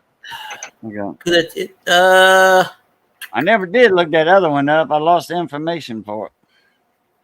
I look it up one of these days. I can't freaking see. Zaron, what the hell is that bill? Looks like 2012. I can't see it. I'd have to save it and do all that stuff, but looks like 2012. I was like, you need to keep that bill. That's got 4 zeros in front of it. It ain't a star note, but yeah. But see, I thought I had the boo note sitting over here. He's got the boo note. Yeah, boo no. And I got these other ones sitting over here that I ain't did a video on yet. These star notes. Yeah, Southern told me something new I ain't knew about. Apparently this happened 4 years ago where they're getting rid of star notes now. I ain't knew about that. Getting rid of star notes? Really? That's what Southern said. Oh, There you go. The set and finish. those are proofs, man. That one. Yeah. 002752. Proofs are awesome. So I got a set of those. I got 2 sets of those. Okay. That's a nice set. But that was the one, the 00548100 star note. See, that's the reverse side. I just flipping it. There's a reverse side of it. Oh, okay. Yeah, that's the one with the flag on. Yeah. So You know, if I knew how to do that, I would do. Well, I probably could do that, but What's that? I was gonna make him big, but he jumped off the screen. oh, I can. Oh, Which one you want? You want the reverse? As if you want to show it. I was trying to. I need to test these things. I don't fool with these things too much, but nice set, bro. Yeah.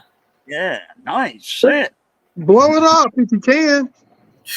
I'm trying. Oh, I blew myself up. No, look. Hey, look on his little screen at the bottom, the top left corner of his screen. Click on the head on his little head thing. Yeah, I should There know you this go. by now. There he is.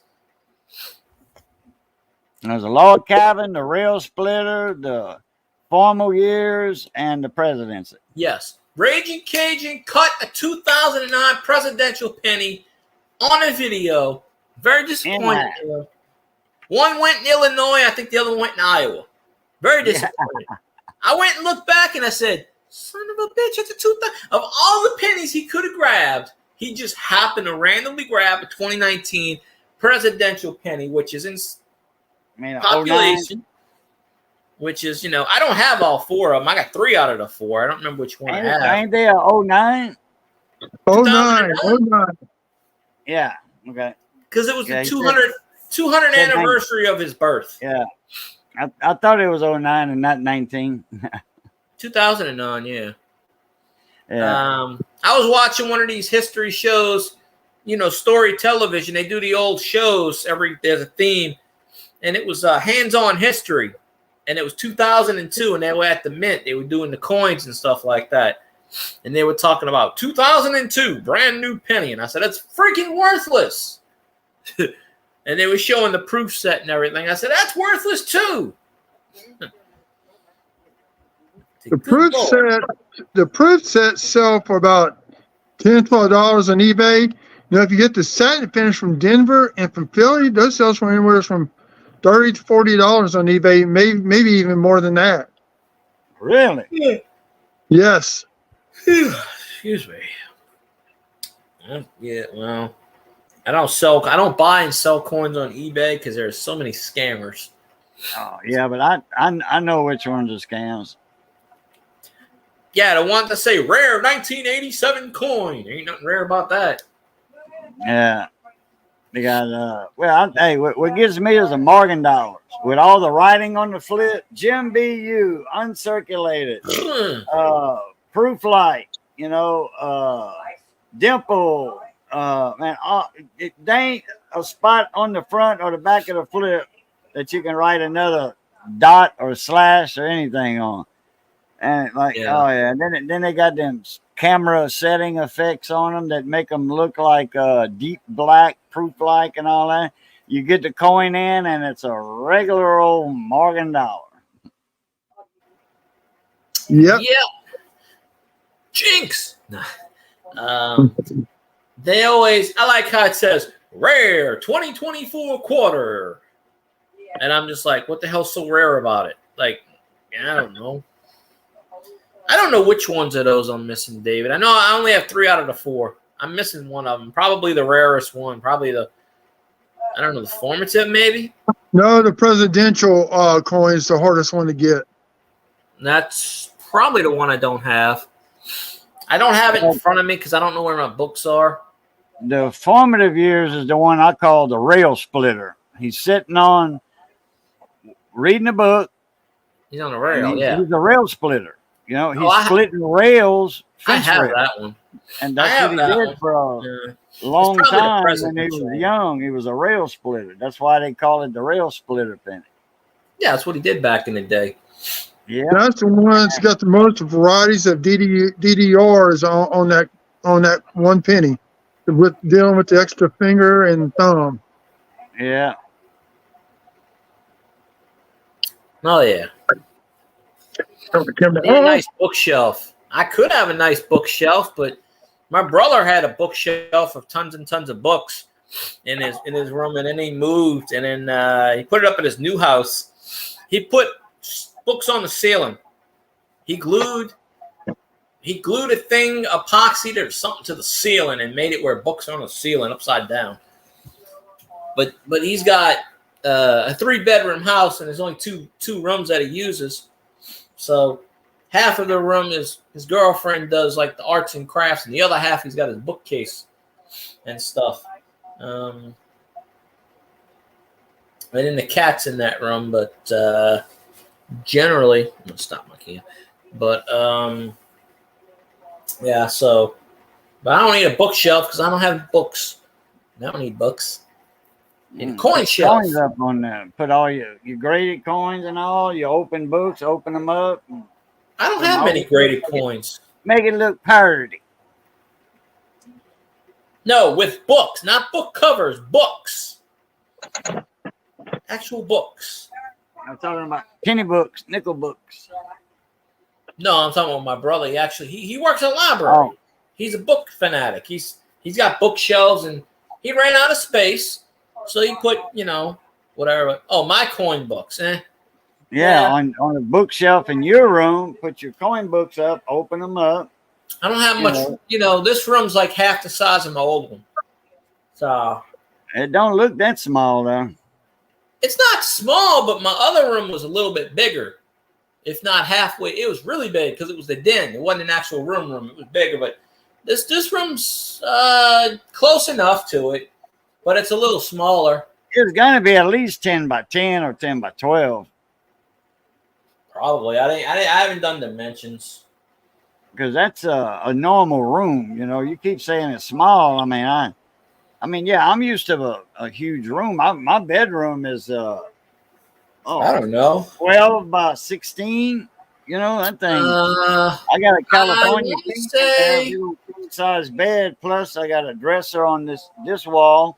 Then I got closets behind there, and I got 5 foot from my bed to the dresser. I'm not sure how old this house is. I think it was built in 82. I think. I mean, it's got the kid growing up when my dad built houses. I mean, my room were 12 by 12. You know, that was the size of the carpet, 12 foot. So they built rooms accordingly. Well, it might be. It just seems smaller to me because my old room was bigger. And of course, when I took the shit out, it really was big. But And my then bed that's when takes my up mom and a lot dad's of room was space big. in here. That was 12 by 16. And all our bathrooms were 12 foot from the door to the end of the wall, the window, from the door to the window, 12 foot. Had double sinks, you know, and then the toilet, and then the tub, you know, linen closet, towel closet. Yeah. And that's California Kings. They are regular like a king, but they tall. They got the double mattresses on it and stuff. Yeah, this bed's a king bed. Double box springs. They real tall. My bed's Miss Ida made me a quilt for it. I don't know what size the quilt was, but it fit on the bed, kind of overhung just a little bit.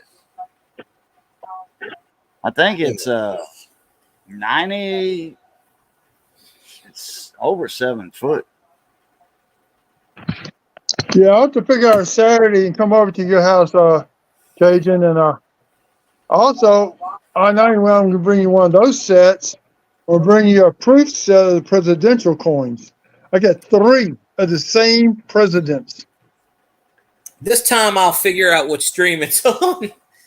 Although I don't have next Sunday off. I have next Saturday off. Saturday after. So my boss has given me some pretty good days and pretty good hours lately. So I'm rolling with it. So, you know. I think I have like Tuesday and Saturday off next time. So Labor Day weekend, I am leaving to go to Panama City for the weekend. I don't step foot in the state of Florida. Well, I'm going to go to one of the groups on Whatnot. Yeah. I get calls from them here and there occasionally. But I'm going to get me a tent. I'm going to go to the New KO campground. It's up in a primitive area. And that way I can save some money. Don't have to get a hotel. There you go. I just bring my gas stove, bring some food. What I might do is borrow from my brother his pot, or my dad's pot, burner, bring a propane bottle, and cook them some jambalaya. All their pot. There you go. Jambalaya is awesome. Hell. Jambalaya. Ain't no wrong with that. I tell you what was good. Some of them met my ex-wife's grandmother. They had just barbecued on that Saturday night. We went on Sunday. She made jambalaya, barbecue chicken, and sausage. A lot of sauce on there. Look, let me tell you, that was some good eating. Oh yeah, you put all that good stuff in there. So now when I do it, I just take a cup of barbecue sauce, dump that in, and I don't rinse it out. Just add water till get all the water I need for my rice to cook, and it's already barbecued. I found a little side step to it. Wait, barbecue sauce and jambalaya? Yeah, try it. Try it one time. I put hot sauce on jambalaya. That's about it. No, if you take barbecue chicken and sausage and cut up all up with the sauce on there, you're gonna get the same flavor. Yeah, probably so. Brox has got to pick up the dirty laundry. I got some dirty laundry, Brox. Come on down and pick it up. I forgot Quincy was on. Yeah. Still caught the last 10 minutes of it. Let's see. I have to remember to watch this one in the future.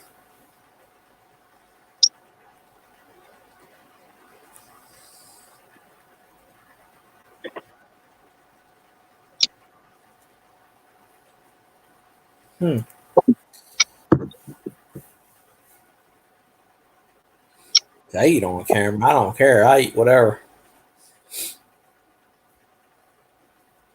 That's what I was doing in Cajun stream. I said, I'm going to eat. I'll be right back. And I was just eating away. I was like, hell, I was eating some of that roast. But I was eating some pan-seared salmon with some green beans with onions in it. Well, there you go. I went and measured that bed a while ago. It's 7 foot by almost 7 foot, just a couple of inches shy from 7, 82 inches.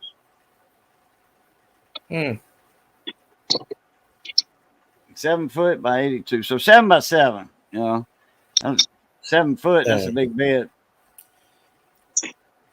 Indeed it is.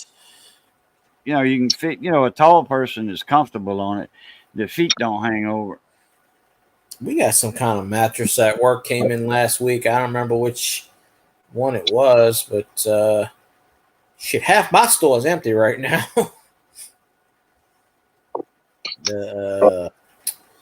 Dirty laundry. They screwed up some crap. I don't know what they did at the warehouse. They screwed up like the deliveries and stuff, and I don't know what the hell they did, but I ain't had a truck in a week and a half, and I won't get one for another week. So that's almost 2 weeks without a truck. They just I don't know, they messed something up at the warehouse, and they just canceled all trucks to all the stores. So y'all can do a good reset like that. Have the store be half empty. You can it is half empty right now. Put everything back real nice. Well, that's what I'm doing. Yeah, that's what I'm fixing everything. It's about 3/4 empty, and people are like, y'all closing. No, I just, you know, they said we're going to get a truck Monday, but I don't know. They just said, I found that out today. I said, we ain't had a truck since Monday. And something with the Hattiesburg office, they screwed, I don't know, communication or whatever. And something with the systems mixed up. They said no more trucks. They canceled all the trucks. And I'm like, so all the freight's just sitting in the warehouse. And I'm like, well, I can't sell it if I ain't got it. I said, I really hope, you know. Before before Katrina hit, I forget how long it was before Katrina hit that I was at that warehouse. One in Hattiesburg where I was building all those counters, you know, cash register counters and display boxes for Hudson's Treasure Hut and Dirt Cheap. I forgot I left a pair of boots in there in that warehouse, and then the storm hit, so I don't know if the building got damaged or what, but I left a damn good pair of boots in that warehouse. Yeah, that's a shame there. And my ex, she was working at the lake at the time.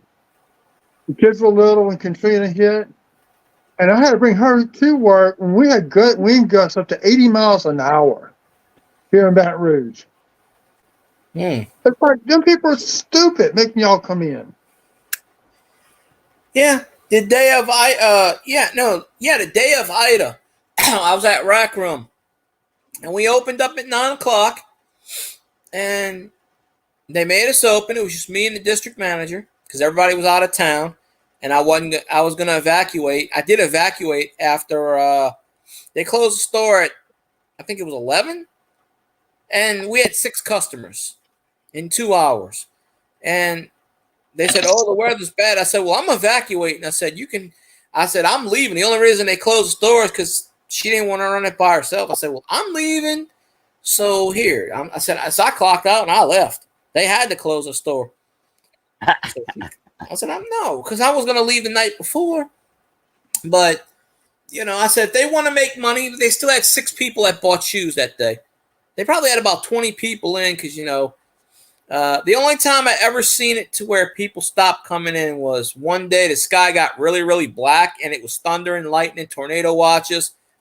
And for 2.5 hours, we had like 6 or 7 employees there. And nobody came in.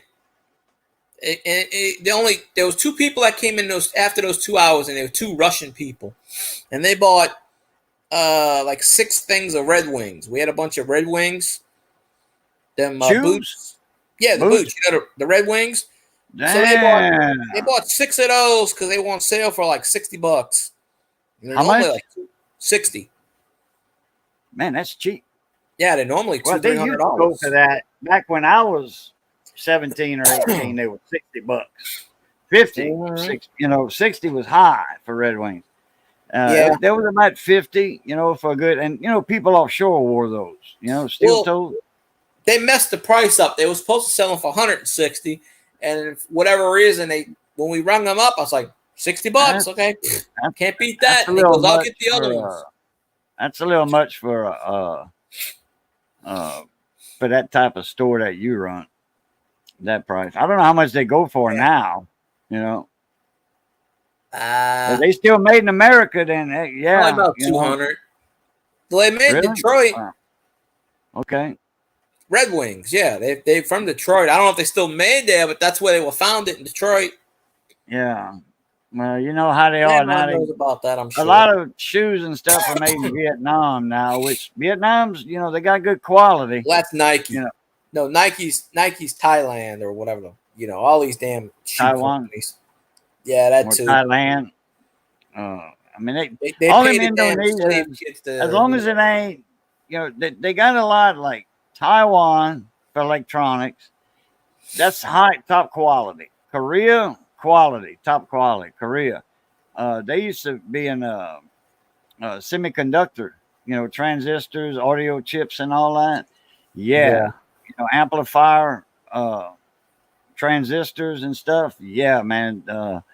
Korea and Taiwan were top notch on that, and Japan. Japan was top quality.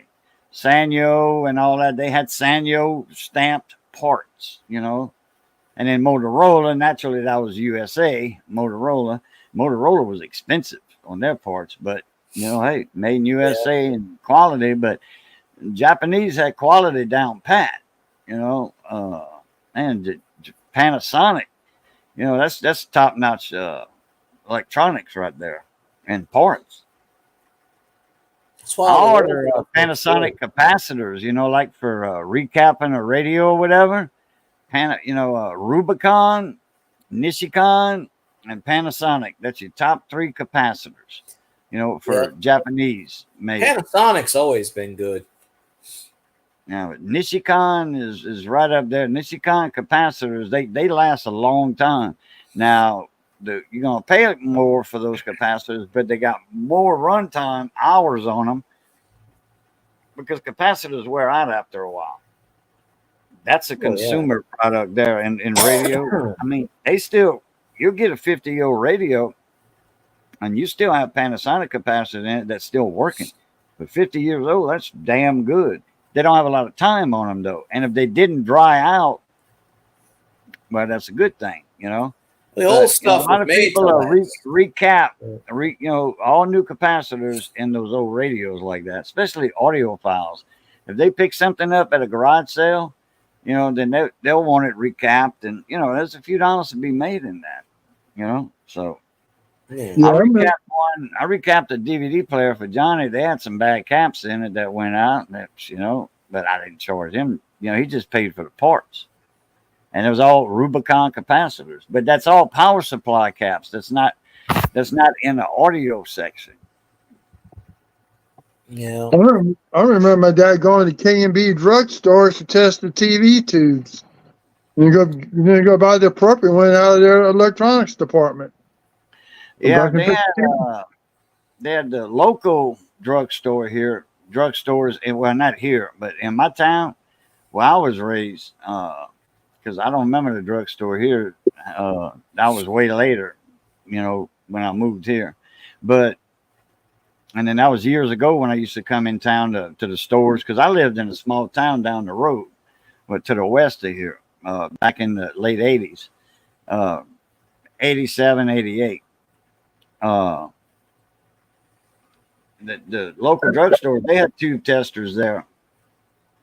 And, I was a kid, and they still had tube type equipment back then. It was common.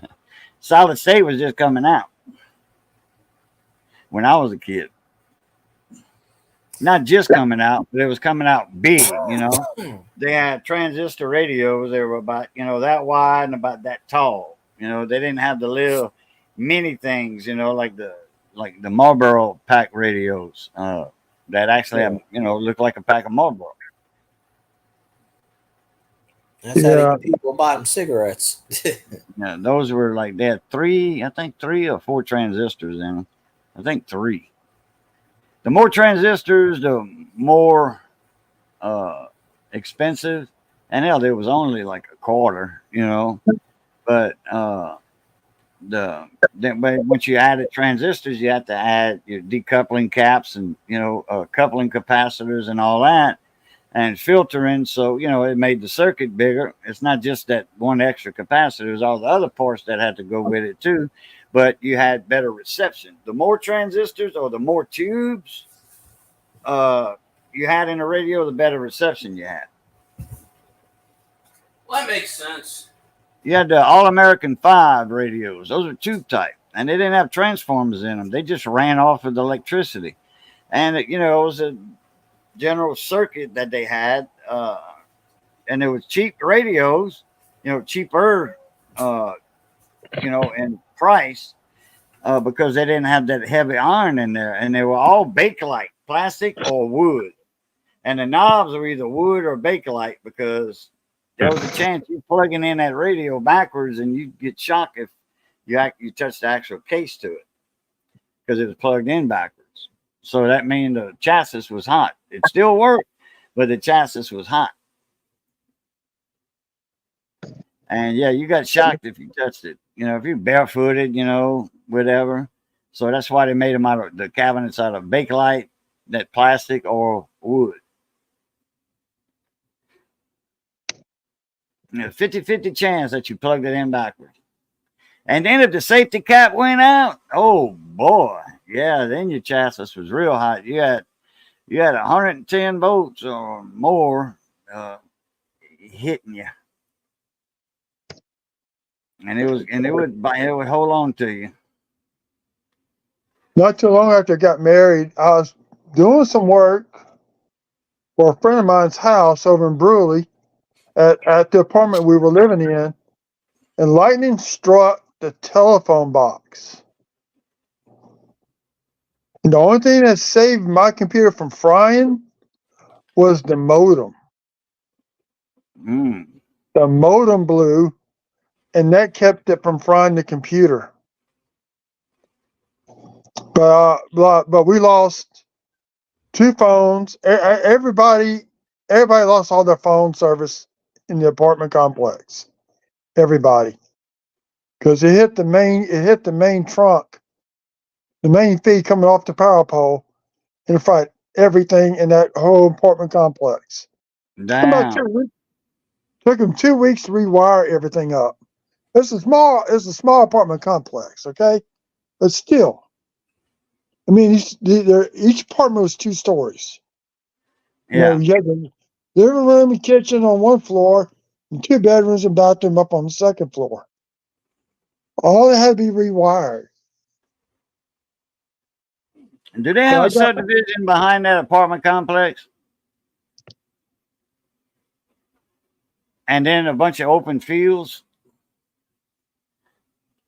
Is it to the west part of Brewley? No. We lived over here out in Central. No, but you were talking about Brewley. My friend's house is I did from his over in Brewley, back Brewley. Okay. The road was in Brewley when that lightning hit. No. Okay. No, you know where the old shipyard used to be at in back Brewley? When it closed down about 15 years ago?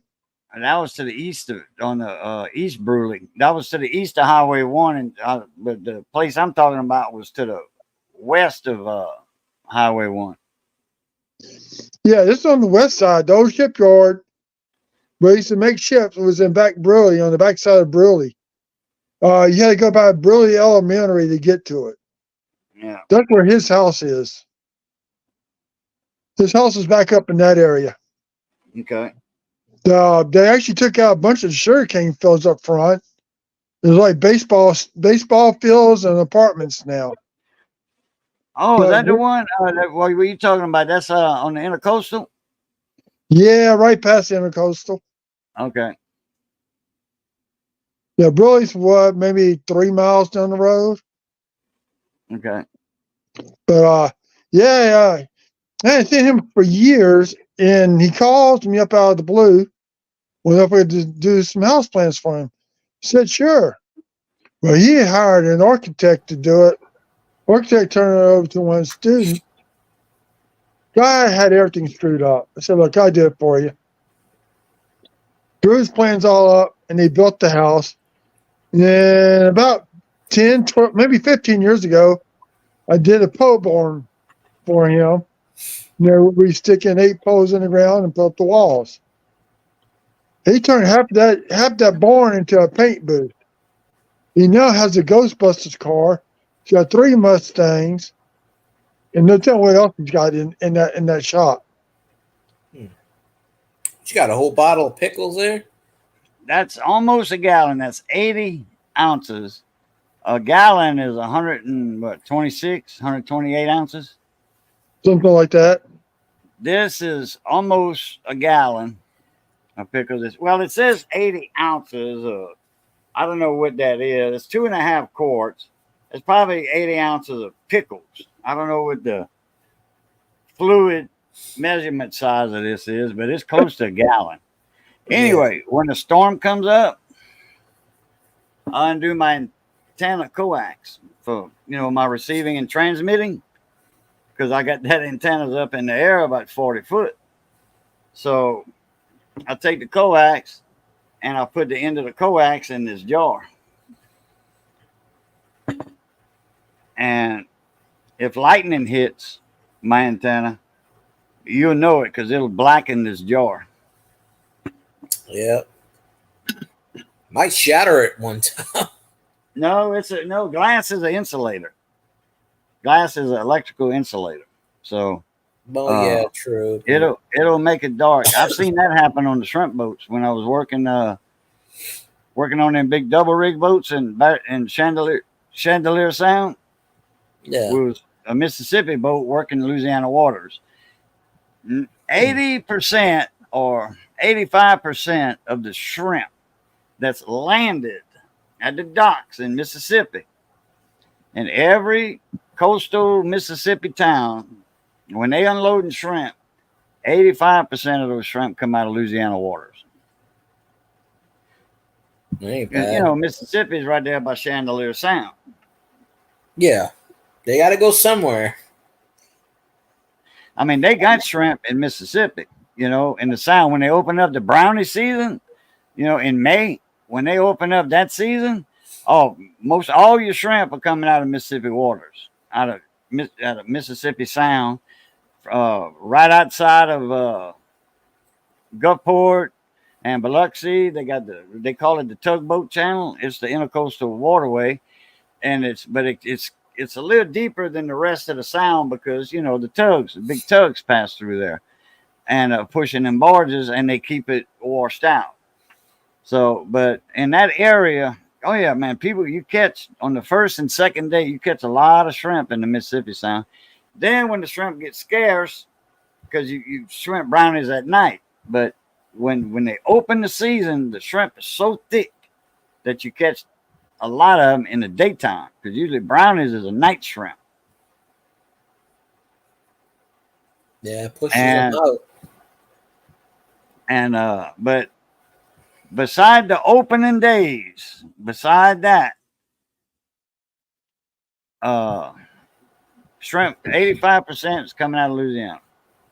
The whole average per year, 85% comes out of Louisiana.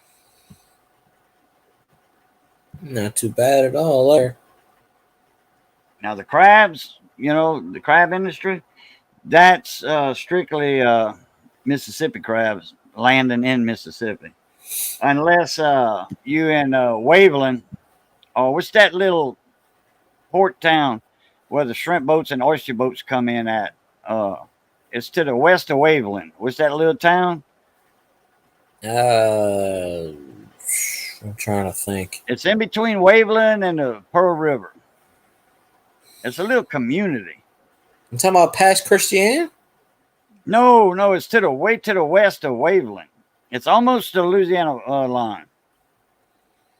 It's kind of like where they built that casino at. That they had dredged and pumped sand and all that to build a new casino, and they didn't even start it. That's back in my day over there, way before Katrina. This is back in like 03, 04. But there's a little community down there to the west of Waveland. They might call it Waveland. But you're probably talking about when you go to Hollywood Casino. You got to go in Bay St. Louis and then hang a right, and then you keep going past the casino, and they got that waterway back there. It's a little dot. It's a town, little community with. I don't know the name of it, but yeah, it's past Hollywood Casino. Some of them big shrimp boats and big steel hulls go in there. And nice Vietnamese boats, Asian boats, they'll go in there. They just built, speaking of casinos, I've seen the commercial. The old Treasure Chest Casino that was on the water, the boats? Well, they got rid of that. They actually built the Treasure Chest on land now. Treasure Bay? No, Treasure Chest, the one in Kenner. Okay. The casino. It used to be on the riverboat. Now I see the commercials where they say brand new casino on land because they lost their riverboat license, so they had to build on land. I'm surprised they got a license to build on land. Usually, you got to have a Indian reservation for that. Well, I don't know what they did, but they probably grandfathered in or something because Treasure Chest been around since like 92, 93. Treasure Chest was one of the first ones that got their license back in the day. Because I think they were the last one that was on the river, on the boats. Because that's what their thing. They used to dock, pick up people, dock. And but I saw the commercial a few nights ago, and it says now on land, and I was like, okay. Oh. Man, my friend went to Alaska and got some crabs. I said he went all the way to Alaska to get some king crabs when you could have got some right outside your door. Because he went on that cruise. So king crab, I like king crab. Snow crab, you can have that crap. I don't like it. I'd rather Dungeness crab than. I don't really eat crabs too much anyway. But yeah, snow crab.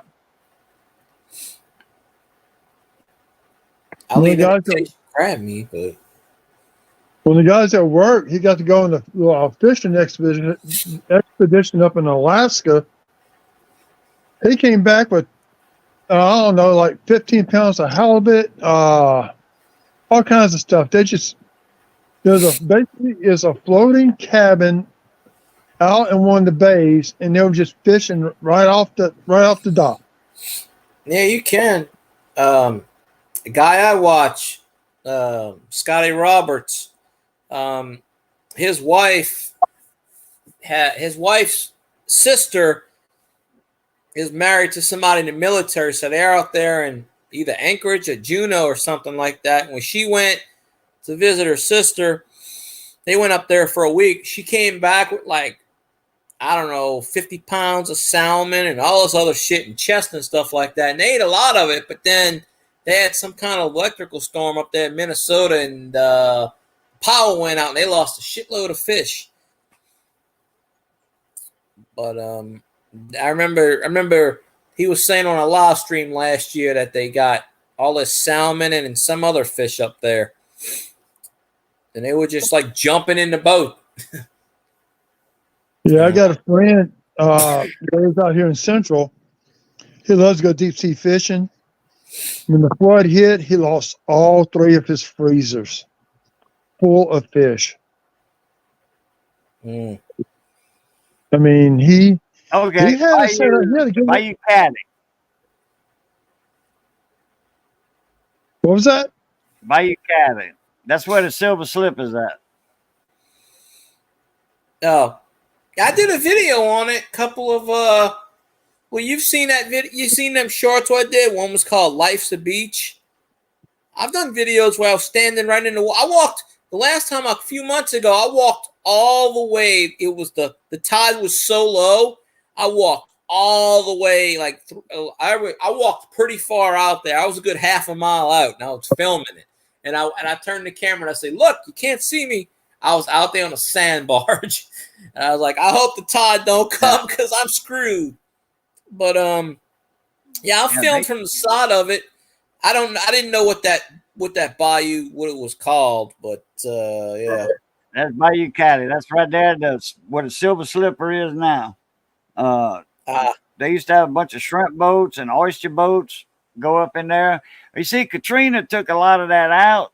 They had an ice house over there where they would, blow ice on boats and all that. They had a fuel dock. They were always finding. They still got them slips in there. They used to have buildings, big boat houses, and all over there. Katrina took all that away, and I guess the insurance didn't want to pay to rebuild. You go on the side, like the parking garage. You go on the side because when you go in the slip of parking garage, if you keep going forward, that's where all the boats are. That's where the little, the people are fishing, whatever it is. They go up that way. Because I've filmed it. I a couple of months ago I filmed it. I was like, oh, there's the boat. There was a boat going down in the marsh and stuff like that. But they've had a lot of problems with that water lately. Like over the last couple of years with the fecal matter and the water and like contaminants in that water where people don't even go in there anymore. They were going in there and stuff for a while, but I think they're dumping all the waste in that water now. They took a sample of it. Casino or in the bayou? In the bayou surrounding the casino. They took last year, the year before, they took water samples and they found they had flesh-eating amoeba in there, and they had fecal matter samples. They said, Lord. Yeah, that's flesh-eating crap. That's Vibrio. Yeah. So I try not to go in that water, but I walked in it when he had sandbars. But yeah. But this was a couple years ago. The water's always been bad. The quality, if you look it up, you can look up online that they did articles on it. Like they found so much percentage of this, and this, and this, because people were getting sick from the drinking water. Because Hancock County, that's the county it's in, and they were getting sick, and they traced it to the water source, which comes from that sound. Yeah. That's how they found out it had all of this fecal matter and all this other shit in it. Because the waste from the casino's got to go somewhere. I guess they open it in and say, surprise. But they should have that. They probably had their own units. But, but I've done videos on the sound. Like I was over the, like if you go on my channel, if you go over the thing, I did one that was, the water, Life's a Beach. I did a bunch of shorts, and then I did one video. I can't remember the name. I had to look it up. It didn't get a lot of views, but it's still up there. Let me see where it is. They put up a video of arresting that guy that killed the mother and the daughter. They ought to hang that dude. Yeah. Videos on there, yeah. I didn't watch the news tonight, but no, flesh-eating bacteria and fecal matter. Two different things, Philip Blair, but it might as well be the same thing. Yeah. They call that area Lakeshore. I never knew Silver Slipper is at. They call that area Lakeshore, and then they got Clement Harbor. The water tower was on the side of it. Harbor, which there's no bayous from the sound that go in there. It's just houses on the beach, and to the highway. Yeah, but I've seen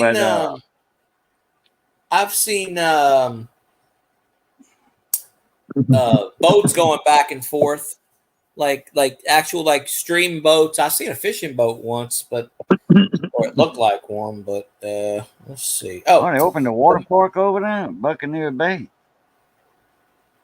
Little ways down. Yeah, it's in between Waveland and Lakeshore. If you go on my channel, it's like 3 months ago. I did a video under my shorts called The Marshland, where I'm standing in the parking garage and I'm filming it from side to side. You can actually see you were probably looking at it already, but you could actually see I think I filmed the whole area. It was like 40 seconds, 50 seconds, whatever it was. I filmed the whole thing, but I don't know. Hey, Philip, all they got to do is get that not Kaboom. What the hell is it called? They advertise it on TV all the time where they spray it and it gets rid of the smell. Febreze. No, it's an actual thing they sell on TV. I can't remember the name of it. But they go, this is pure ammonia, and they spray it, and it goes, wow.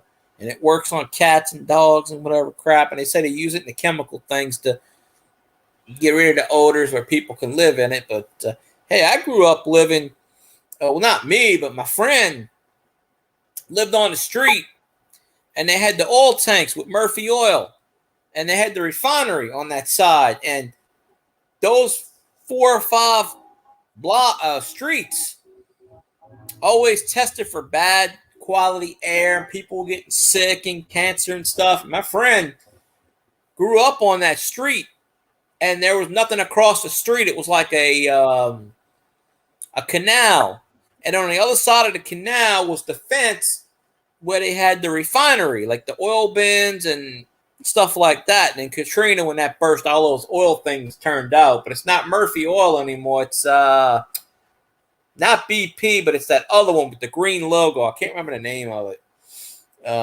They took over. Oh, Murphy All Soap. I remember Murphy All Soap. That's some good stuff.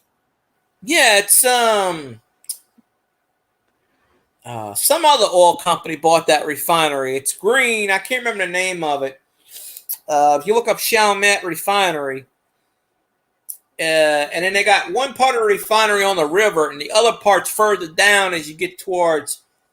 You're not in LaCloskey, but you go towards that way, and there's another part of it from the right side to the left side. It goes all the way down. And Vela starts with a V. Vela. I can't remember the name of it. Velaro. Velaro? Is it Velaro? Valero.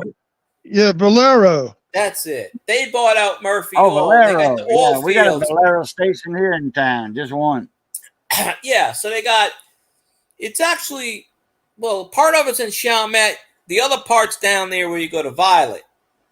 I think it's on one side. And they're actually trying to build some shit down there in Violet, and it's pissing off the residents. Cruise. They're trying to do something. I forget what. It's pissing off all our residents down there. But they got that. But on either side, you go on Judge Perez on one side, and on the other side, St. Bernard Highway. Well, you go through this certain part where the neighborhood was, and then they got the canals, and then they got the big oil things in the circles with all the oil on either side. There's like, it goes down miles and miles and miles. Well, when Katrina hit, it bursted all those oils, all the oil. So for blocks, probably miles on end, third part of the parish was covered in oil.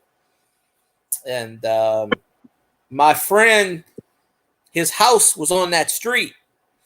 And he got, FEMA didn't give him anything for the house, but Valero paid him a shitload of money for the land. So he sold the land to Valero. I think he got $100,000 for that land. Because they were actually paying pretty good at the time. Because, they knew they would have got sued for millions and millions and millions. So they just said, hell, we're just going to start paying them out. And they paid the land to, and then they sucked all the oil back in. They got all the oil back, and they built the drums and whatnot. But if you look, I'm sure they got pictures of it where you go on one side and there's pictures on that refinery, and you go down St. Bernard Highway and the refinery. We always used to have a joke growing up. Every couple of months we'd hear, boom. We'd look out. I lived about 6 or 7 miles from the refinery, maybe 10. But you get them sonic booms. You hear boom. It was always 2 or 3 in the morning. They let out the gas. You always see the fire. Well, there's always something escaping, blah, blah, blah. Well, a couple of years ago, because the refinery is right down the way from the Domino Sugar Refinery, and I didn't film it. I wish I would have filmed it. I think my friend filmed it, put it on his YouTube years ago. But you got the Domino Sugar Refinery, and of course you got the Chalmette Battlefield in between. You got the cemetery, the old Fayetteville, the old black community, whatever it is. They took that down, and then they got the refinery. Well, a few years ago, they had one of those sonic booms in the daytime, and that's when the Domino Sugar Refinery, part of it, caught fire a couple years back, and they almost had a big explosion in that sugar refinery with the gas, and somehow it only contained like a couple of rooms, but they had to close down the sugar refinery for a good 2 or 3 days to clean everything. And speaking of devil, there he is right there. Good Lord. Who let Elvis in the building? Elvis. Elvis I told you about that already. Never learns. Roll Tide Roll, that's 3 bad words. Yeah. And I already told you that there's 2 things that control the tide. That's the moon and LSU, baby. Go LSU. All the way. Try it. Don't encourage some people. You know, what Katrina did to New Orleans was one thing, but if we ever take a direct hit into Lake Pontchartrain, heading towards Baton Rouge, New Orleans, everything along North Shore, Baton Rouge, everything's going to be underwater. That is actually a shallow lake. Oh, yeah. But you get 30-foot waves coming in, it's going to roll right up to all these rivers like the Comite, Amite, Tickfall. It's going to flood everything, and it's going to be a worse disaster than the 2016 flood. Oh, if a storm comes up Lake Pontchartrain, I'm really screwed because I'm right there. So I'm really screwed. So, but it definitely flood New Orleans all over again. Well, the storm surge, from Lake Pontchartrain, there's going to be some storm surge from the Gulf, the Mississippi Sound, actually. Well, what you got to watch is the Wrigley's. Where it comes in at. Yeah, the Wrigley's. All that water goes to Lake Pontchartrain, but the storm surge only goes in so far. That's it. It doesn't affect a hurricane. The waters from Lake Pontchartrain does not affect Baton Rouge. Do I have a storm plan? Yes. Haul ass. Yeah, storm plan. Yeah. Storm plan. I'm going to Cajuns. That's right. There you go. Well, shit, every time I go to my aunt's house for something, Katrina, my aunt's lost power, but they had generators. Every time I go to my aunt's house. So that's near Cajuns, not too far away. 45 minutes. Not that far. No. I don't know, an hour maybe, something like that. Yeah. Well, we still got to get Doug over here. I keep missing him by, Ville Platte's 30 minutes to the north side. Hell, I can be on that road heading to the interstate in 30 minutes. On the north side of Ville Platte by Frosties. Yeah. The best kept secret in town. Man, there's some good hamburgers at Frosties. Little drive up. Drive up, get out your car, go to the window, slide it open. Can I take your order? It's underneath the canopy and all that. Man, little mom and pop. An old lady started that, 70 years ago. And they still make the patties and they mash them with that hamburger press and all, that hamburger press. Oh, yeah. They weigh all their burgers, and if they're close, they'll add a little bit. If it's too much, they don't take nothing off of it. Yeah, sounds good. Now, how the hell am I gonna get that damn? I can't fit that. I could be in 30 minutes. I could be past Frosties, turn on Take Cove Road, and be in 30 minutes. Be on Take Cove Road, and another 10 minutes be at the interstate. I think my aunt said it's 45 minutes, maybe from, I think she said it was about 45 minutes To from Ville Platte? Bunkie to That's about Ville right. Platte. Yeah. When you get off of 71 and you get right before the railroad tracks, when you get into the main part of Bunkie, right before you turn by the antiques place, because I got to turn right where that plant place is and go that way and then go to Cotton, right before Cottonport, and hit that prison.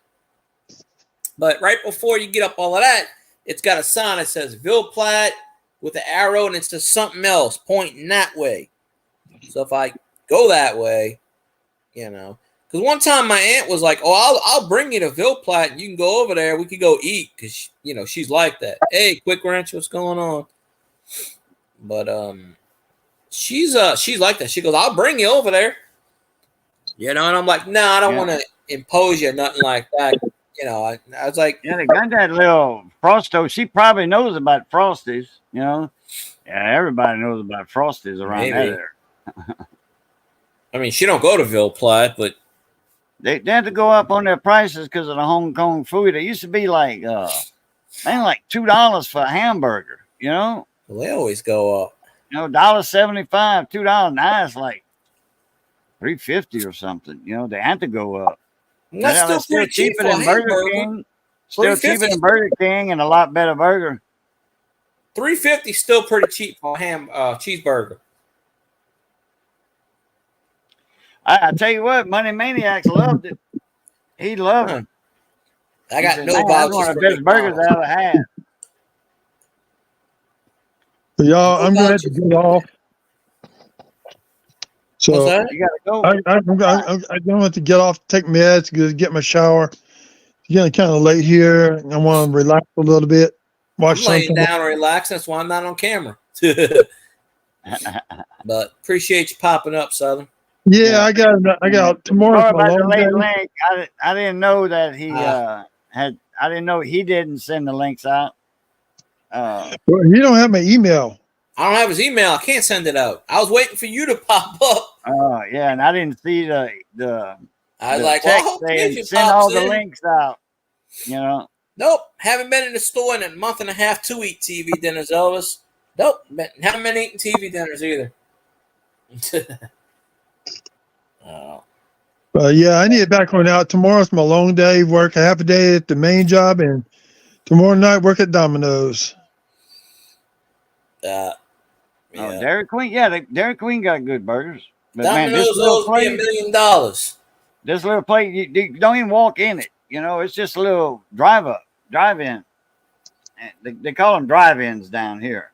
Yeah. You don't drive in it. You don't drive through it, around it or anything. You just get parked under the canopy, get down, go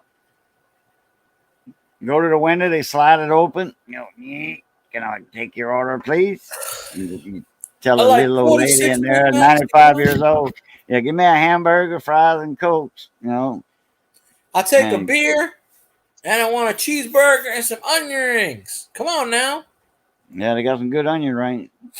Yeah, all that's all prep, and you got to wait, because they don't have. I mean, I don't mind waiting 10 minutes for a burger or 11 minutes, 12 minutes, whatever, because they cook it to order. They ain't nothing pre-cooked or anything. They dunk your fries. When they put your patty on the grill, they dunk your fries. Yeah. I got to go to Lee's after 4 p.m. because after Lee's, you buy 2 hamburgers, you get 1 free. After 4 p.m. Oh, okay. That's their special. I remember in, where was I at? Right around Mobile in Alabama. Sonic, after 4 o'clock, any drink, you can get large, extra large, whatever, for, I think it was $1 or something. They still do that, but I think it's after like 7:30 now or 8 o'clock. No, it's over here. It's after 4. Because me and Johnny was broke down at the Sonic over here. And the girl come out, was working on his Jeep. And that's when his ignition had went out on him. But I didn't fix it over that Sonic. I fixed it at the shop. at his shop, the big shop, our shop, whatever. And the lady come out, y'all want something to drink away? I said, no, we're good right now. I had a bottle of water and he had a bottle of water. Well, that soon ran out, an hour later in that heat out there. And so I went inside, inside the door, like in my town, you could walk inside the Sonic, and they had a little counter right there. You could walk up instead of, or, like drive on a bicycle or whatever, or you walk to the place. You can walk inside and they have a little counter there. Well, this one don't have that. I mean, people are like freaking out. Well, what's this guy doing in here? Not freaking out, but they're like, "Can I help you?" I'm like, "Yeah, I like to get a Coke, and, order a Coke." And they're like, okay." I guess the manager that came out would, "Can I help you?" "Yeah, I'd like to order a Coke." So she's like, "Oh, okay." And said, "Well, where you parked?" I said, "Well, we right here working on this Jeep, changing that battery out." Now, "Oh, okay, yeah." And then the girl said, "Yeah, I offered him a Coke earlier or whatever." So anyway, I ordered 2. And it was $2. The girl said $2. And I'm like, "What?" I'm like, she says, "Yeah, it's after 4 o'clock." I'm like, "Oh, that's right. Y'all still got that deal?" She said, "Yeah." I'm like, "Damn, okay." So I think I gave her like $4. I want to know why they were I want to know why they were so freaked out when you tried to order a Coke. They're like, "What?" I walked inside where they was cooking and preparing food. That's for employees You're not only. supposed to walk in a Sonic. That's in why. my town, the Sonic, you could walk in and there's a little counter there to order. Oh no, down here, because I used to work at Sonic. You walk in a Sonic and it's there is no order in Sonic. It's you walk in, you're an employee. That's why they probably said, "Who are you? What are you doing?" No, they had a little place, they had a little counter right when you walked in, and then on each side the people were going in and out with the trays and stuff.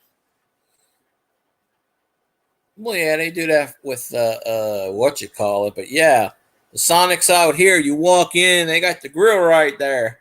That's why they were startled. They were like, "Oh, you're here to work? Shit, you could have cooked. You could have went back there and said, 'I'm cooking a burger.'" Yeah, because the ones out here, the Sonics, they're like holes in the walls. I mean, they got 3 or 4 of them. I worked at 2 of them, one on each side of the town. I could tell you the one, like they got in the front, they got like little places you can sit. Cajun runs the place like that. But yeah, when you walk in there, it's not open for customers. You walk in, you're an employee. That's why they freaked out and they were like, "Yeah, well, me and Johnny started getting thirsty, because we had been out of water for a while and there was nobody coming out. There was no cars right there. And I don't know if I had actually missed it or pressed a button or the button didn't work. But anyway, I just walked in, so I like press all the buttons. No, sometimes they ignore it. Sometimes they don't pay attention to that. I don't know if the button worked or she did. She parked so far from everything, like to deposit a bill in the night bunks, Yeah. You just drive up. Man, she gets so far from that wall, scared of hitting that wall, she almost hits the other wall, on this side. Yeah. So, I mean, she don't get close to nothing. And she's got to open the door to push the button. And sometimes she don't push it all the way. Well, I mean, because I walked up a couple, like last year. Well, no, not last year. Before I went to Sonic, for Mardi Gras, and walk in the middle of the street, it's jam packed, and there pedestrians just walk up. But I've done it outside of Mardi Gras. I just walked up and I pressed the button, and because they would have 2 or 3 pedestrian ones without the cars, where you could just walk up, stand in a little spot, and they would sit on they got their little benches, the red benches. You sit down and eat your food there. So I walk up. But during Mardi Gras, they kept the door open. I was like, I wouldn't even press the button. I just walk up. "I want a cheeseburger." "Okay. What number?" 62. "It's all right. You're number 62. All right." I wouldn't even press the button. I just scream, "I want a cheeseburger and a Coke." "Gotcha. Coming up in about 10 minutes. But that's when they'd be full packed during Mardi Gras. They'd be like, "Oh shit!" But then I walked past the Dairy Queen to get to the Sonic. So Dairy Queen, yeah, Dairy Queen wasn't really open. They had one in, where was this, in Texas? Where was it at? That's where I ate the first. They had jalapeno bombers at that one. Yeah. Or was that Lake Charles? I don't know, Lake Charles or Texas. I want to say it was Texas. And you can walk in that one. You can walk in that one. They had a little bit of counter there.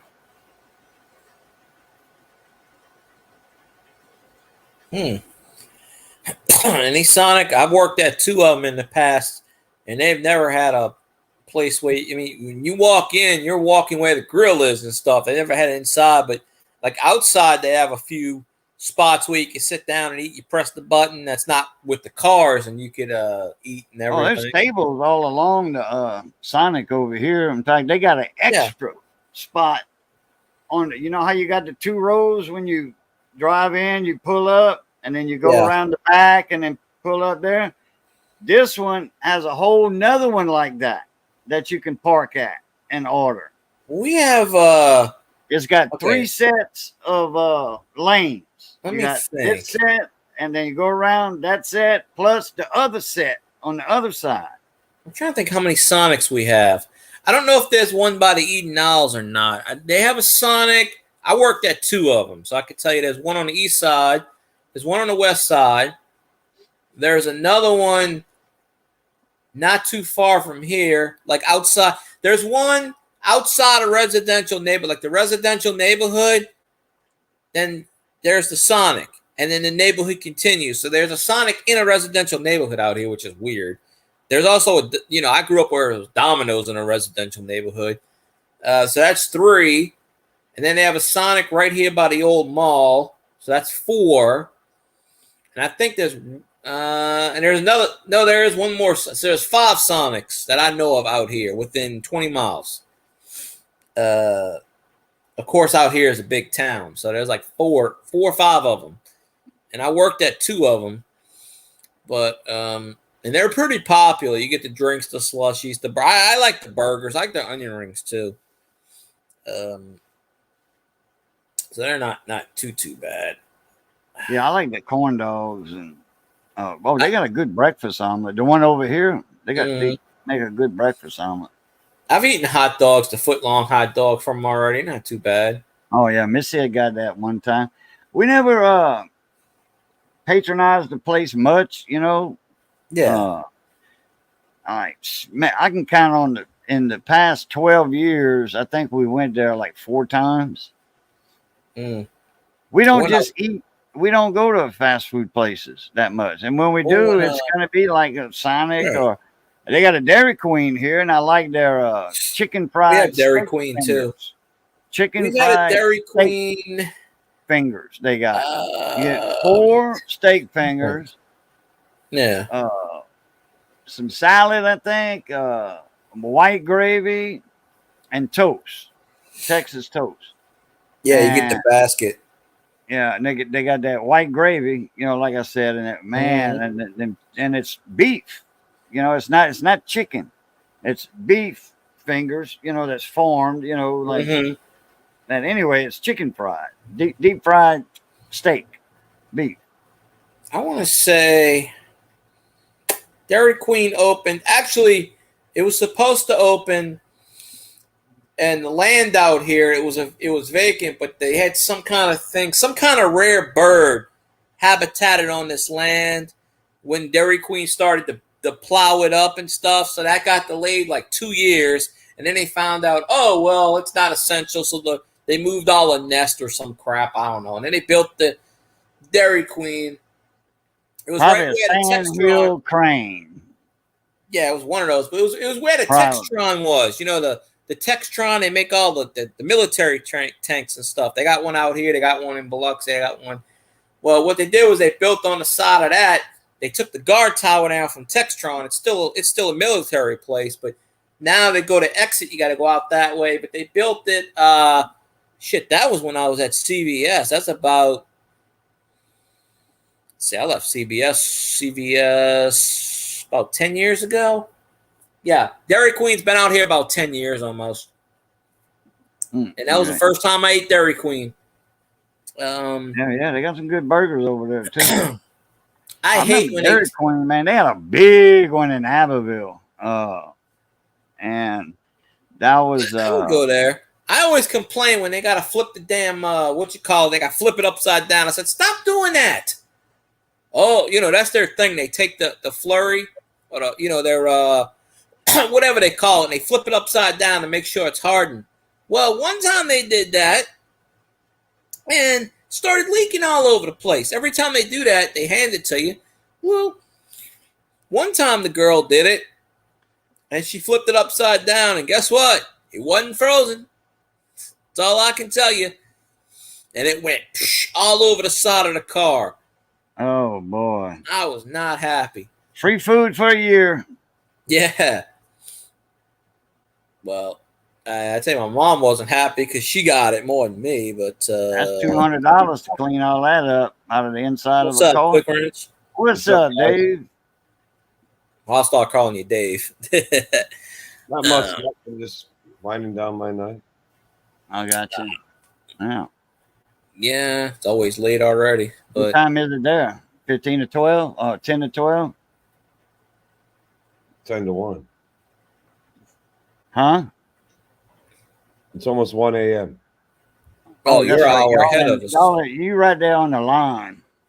You're not far from the central time line.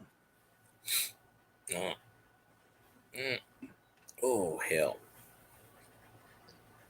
Damn, roast ate starting to back up on me. At what? Oh, roast? I ate some roast. Boy, them rice dressing and eggs were good, man. God. Dog it. No. There you go. I got some Reese's Pieces sitting over there. I might eat that before I go to sleep. Oh, yeah. Missy didn't do no ice cream tonight. Usually she takes some Reese's, the little mini cups, and she cuts them up, shaves them like that. Mm-hmm. She'll do one or two in a mug of ice cream. She'll put some in the bottom, like a Blast or a McFlurry, not a McFlurry, the Dairy Queen one. Blast, Sonic Blast, or what? Anyway. I forget what they call them because I haven't eaten in Dairy Queen in about a year. But I just hate it when they flip them damn things upside down. A Flurry. Dairy Queen Flurry's McDonald's. That's a McFlurry. Yeah.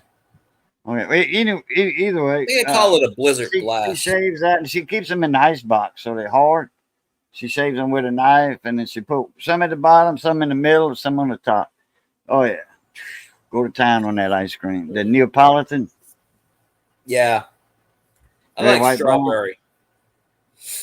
I like them, a mix. It don't matter. Too. Mix it up. I like vanilla, strawberry, chocolate, but probably my favorite strawberry, then vanilla, and then chocolate. I like it when they're out of the red, white, and brown. I get the chocolate. Yeah. You can't go wrong with either but, one. After a while, I'm ready for the mix. The red, white, and brown. I don't eat ice cream. I mean, it's like $5.99 for a gallon. It's a square tub. Blue Ribbon ice cream. Perhaps Blue Ribbon ice cream. I used to get the old when I was a kid. Used to get the K&B in the plastic containers, the Neapolitan. And K&B had some good ice cream. Oh yeah, well they had their own plant. Yeah, they made their own ice cream. They had two or three different plants that they did it. Because they was all over the place. I think they were partners with Bluebell out here for one of their plants, if I remember right. They sold the company. They sold in 1997. So I was only like 17 when they sold it. The company went out of. They sold it to Rite Aid. I forget how much money, but I used to go there as a kid all the time. K&B, get the school supplies, get the. We always got ice cream. They had the coffin freezers right across from the register.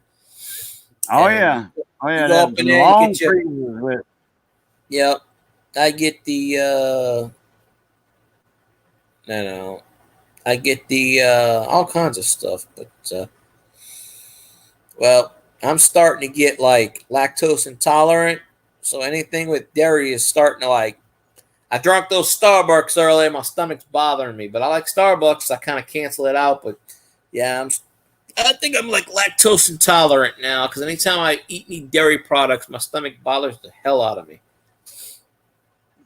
But some things you can't avoid, and but I kind of balance it out with other things. But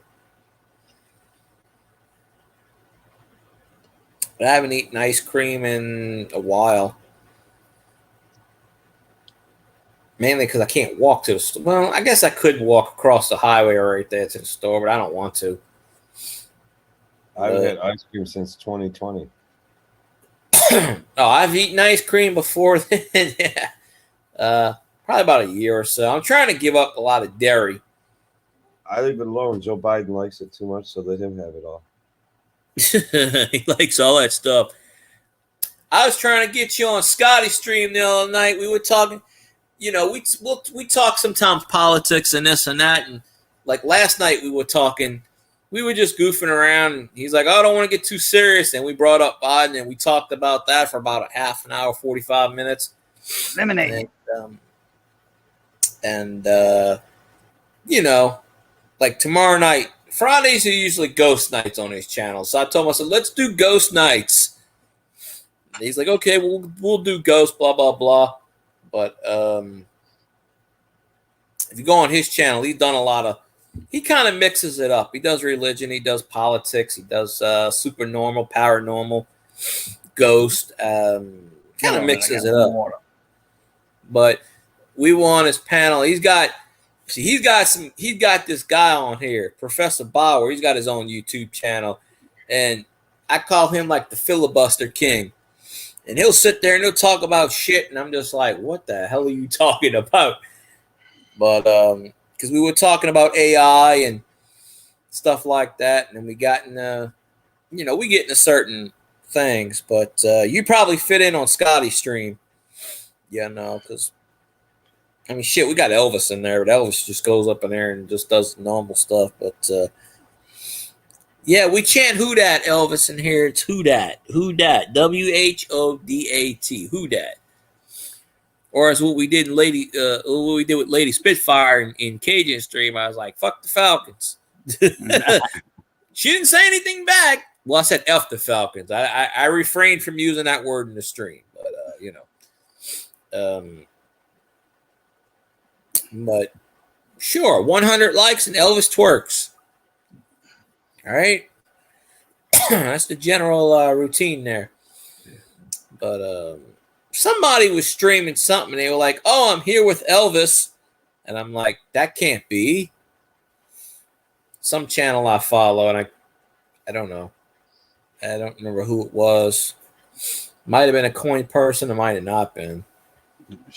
But I follow so many people in so many communities, I lose track. Who's that?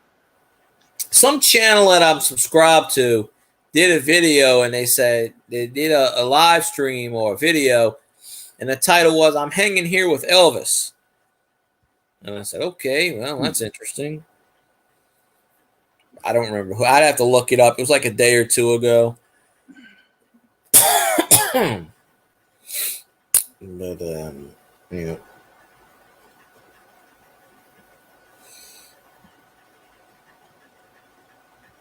Let's see. So when are you supposed to get that car, Cajun? They're gonna be picking it up Saturday. They're supposed to pick it up Saturday. Briggs got the bumper on where it's, the bumper in his hand.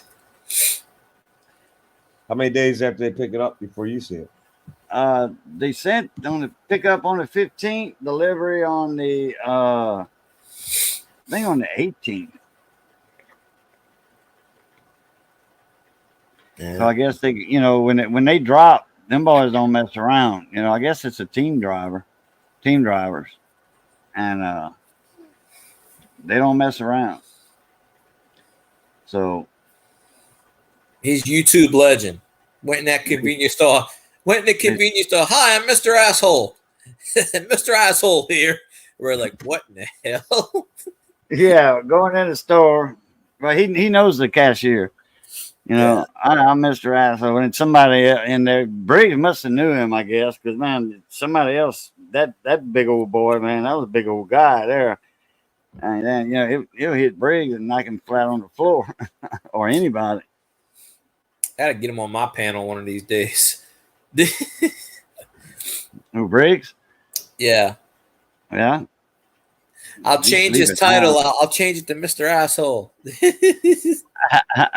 Yeah, that's right. You can change people's titles, names in the screen. Hey, well, it's self-named. He's the one that's naming it. I'm like, all I right. did that one time to somebody. I forget who it was, and they never noticed. Oh, David, you got the wrench. Don't encourage him. I banned that word for a reason. don't encourage him. Yeah, you notice they can't type that in. I banned it because I got sick and tired of it. It's in the ban list, but then they figure out ways to get around it. Him and Doctor Who, I think. Man, it was back to back. Man, it was a list of skulls. You couldn't see nobody talking to all the skulls and all I know it's all. I know it's in fun, but I'm just like, you know, if I get a busy chat in here one of these days, I need to read people's comments so they don't think I'm ignoring them. No. Oh, Sanford and Son's on. That's Elvis's official theme song. It comes on at midnight on Get TV. Yeah. It comes on right after Quincy. Yeah. Days Well,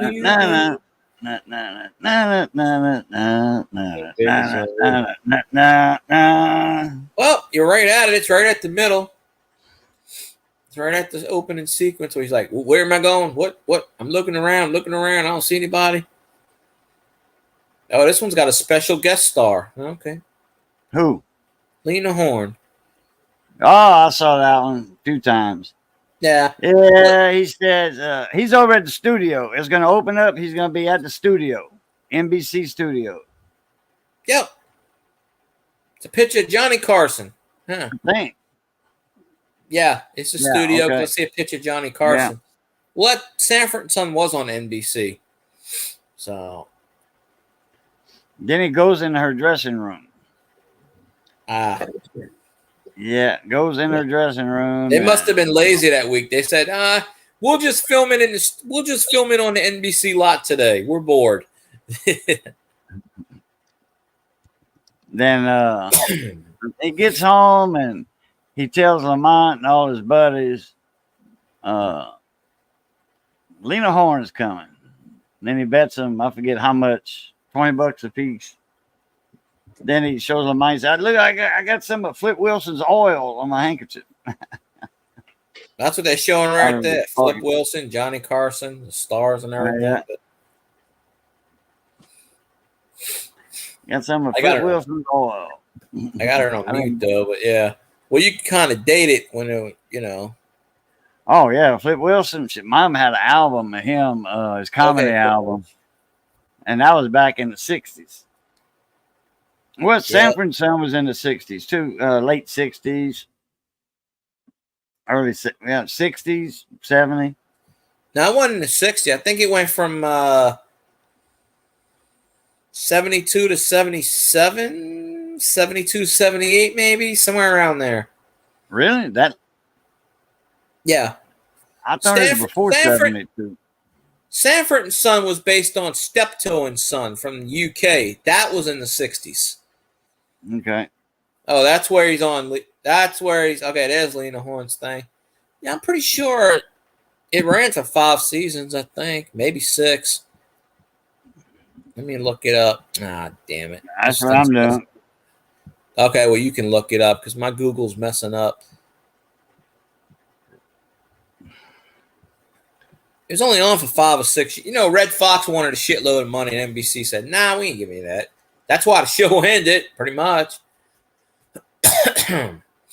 It probably could have went on for a lot longer, but 72 to 78. Damn, I thought it was before that. Oh, well. Yeah, I knew it was somewhere in that range. It was on for 7 years. Probably had about 150 episodes, give or take.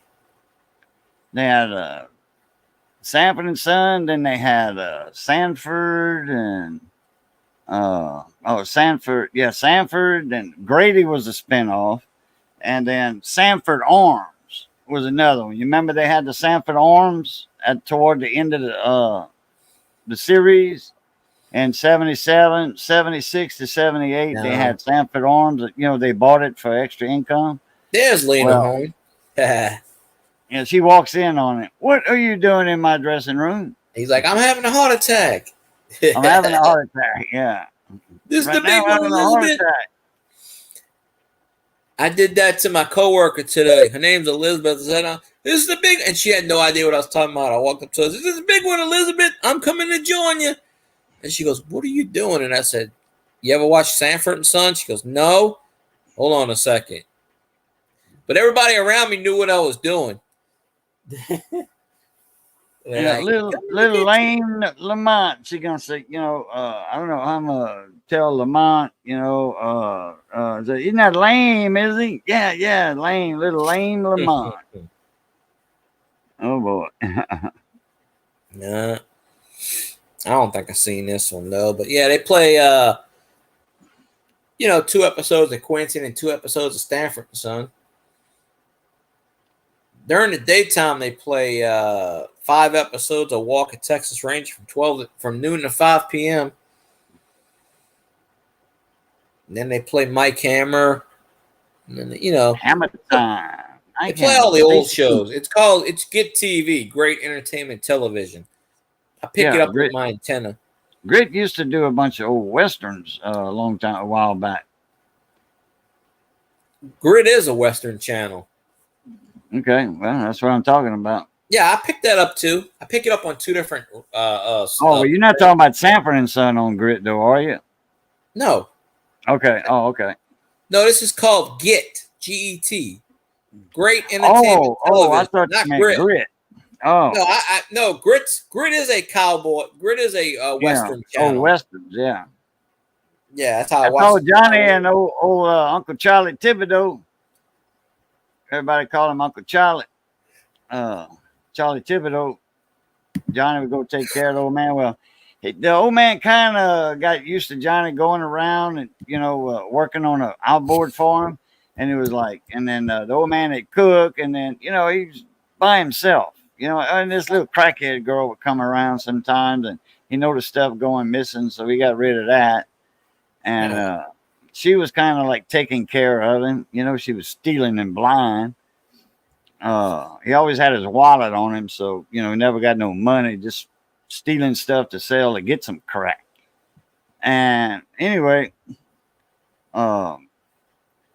Johnny kind of, he got used to Johnny, they're working on the outboard or the lawnmower, me and him go work on the lawnmower. So he started cooking. Then he called Johnny, hey, I'm cooking some pork chops, whatever. Come over tonight, this afternoon. So Johnny would go. So the old man got used to that, and he was expecting Johnny to go all the time and earlier every day. So anyway, it would break his heart if Johnny told him he couldn't make it, that he had to do something else. I mean, he had a shop to run, Yeah.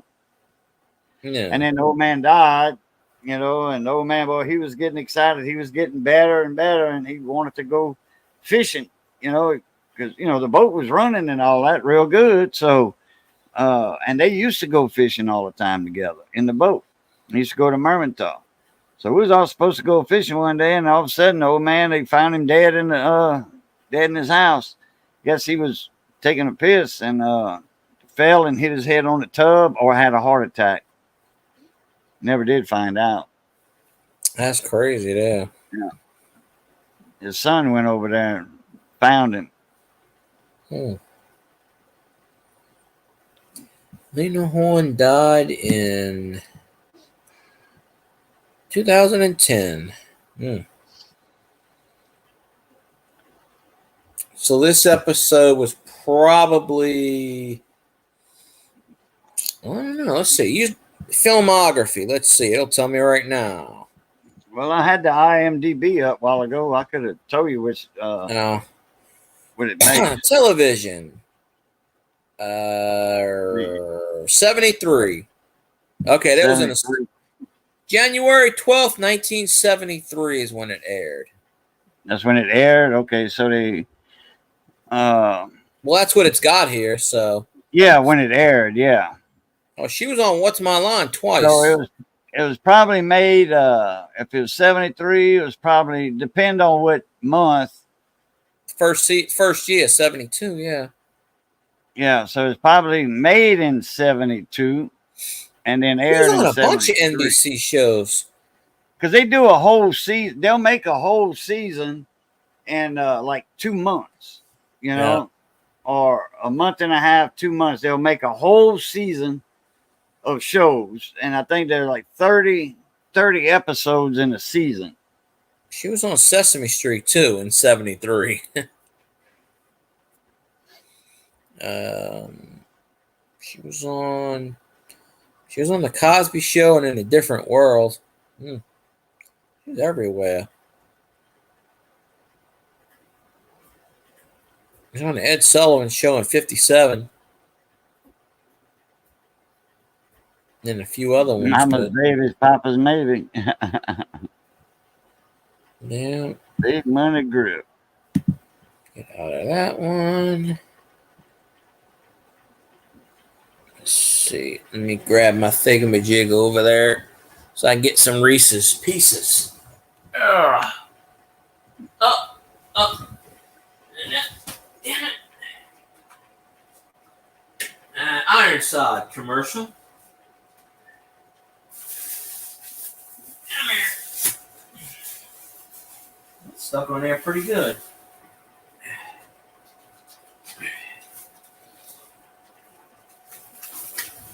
Good Lord. I was laying down, my back got all stiff on me.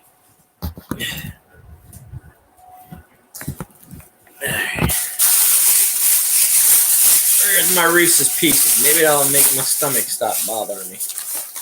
Don't do chocolate. There we go.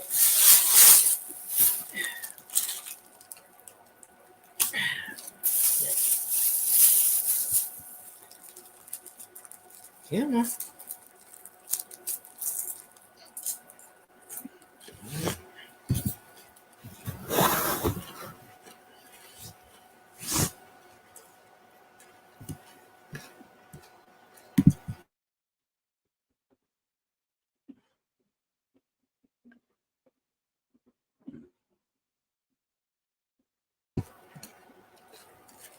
Let's see.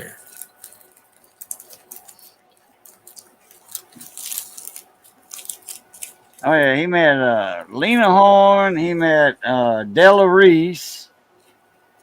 Huh. You know who Della Reese is? Yeah. Singer and actor, comedian. She was on an episode of the A-Team. She played Mr. T's mother. Oh, really? Touched by an Angel. Yeah.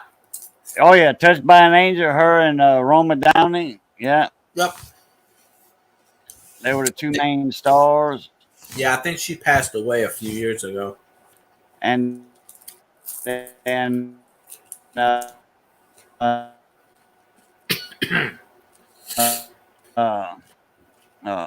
she played in Harlem Nights. She was.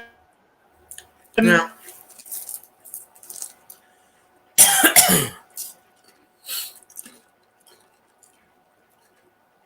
Uh-oh.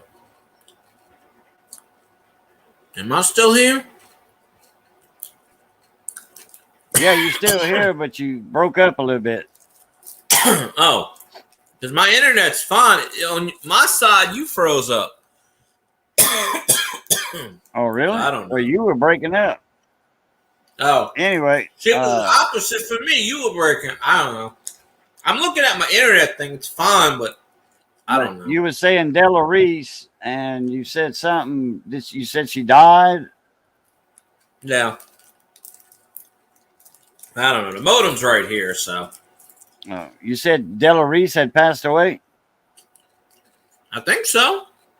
Oh, okay. I don't know. That's what I said, but I'm pretty sure she passed away a few years back. Yeah.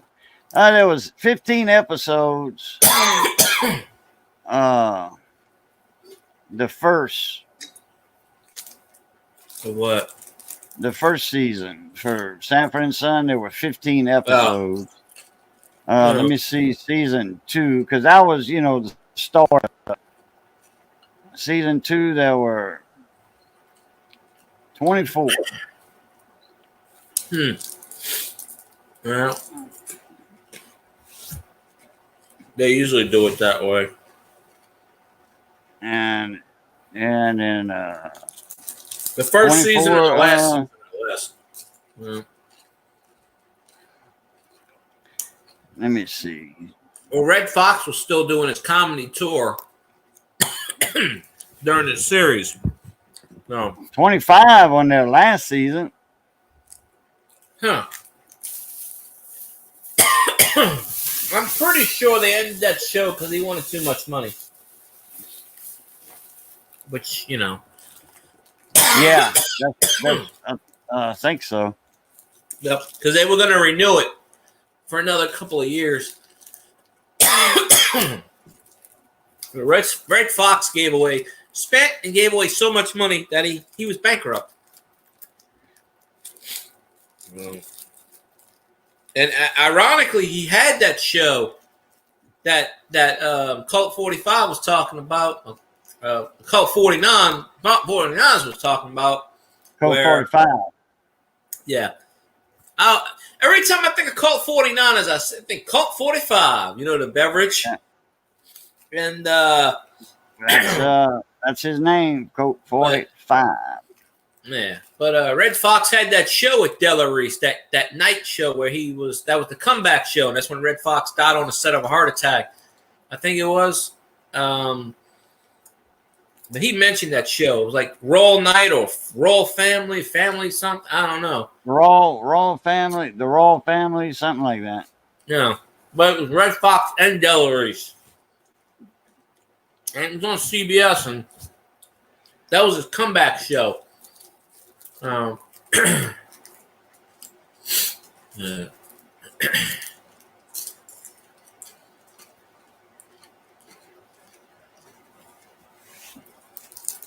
Well, I remember reading about that. I ain't seen Cult tonight. It was on there. My dad used to watch that. He loved it. Huh. I didn't know John Amos was in this episode. He's everywhere. Bill Cosby, Flip Wilson, Red Fox. I had an old Red Fox. It was 8-track. It was X-rated XXX, but it wasn't really no cuss words or nothing in it. You just took it like you wanted it, I think that's how he started with his stage name. I think he started it with 3 X's back in the day. Well, yeah, the Royal Family. That was the name of it. And he was Alfonso Royal. Yeah, I think he died on the set. Him and Della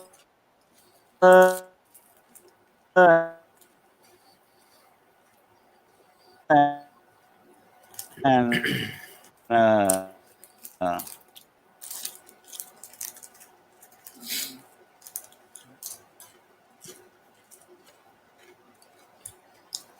I think this thing's going wonky again. who was the? But Marianne Alda, Silva Gregory, Lawrence Tate. Actually, if I remember right, it says on Wikipedia. Jackie Harry, which is Jackie. Jackie. Yeah, from 227. Yeah. Barry Henley. If you're on Wikipedia. Omar Gooding. Wow. I know who's in there. Ronaldo Ray. But if you're on Wikipedia, if I remember right, it was. No, I'm I'm on Internet Movie Database. IMDb. Because the way IMDb. he died, if I remember right, he was sitting in his chair. He got up He had a heart and he attack. held his chest. He held his chest like he didn't like. He held his chest and he fell forward with his arm in the Yeah. air. So people thought he was doing the old Elizabeth, I'm coming. They didn't realize he dropped dead for a good couple of minutes before they realized, oh shit, they thought he was joking. Yeah. And then they realized, oh shit, like he was sitting there for a good 5 minutes, 10 minutes before they realized, oh shit, he dropped dead.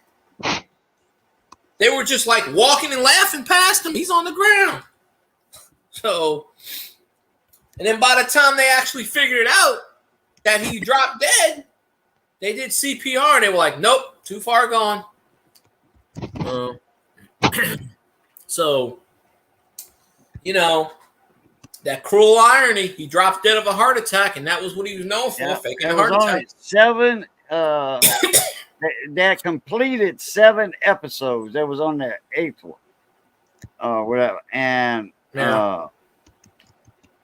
when he had died. I think they did like 15 or something total because I think they finished the season. His daughter in that show, you know, the one that came, you know, divorced her husband and came to live with Fred and his wife, well, Al Royal and his wife Victoria.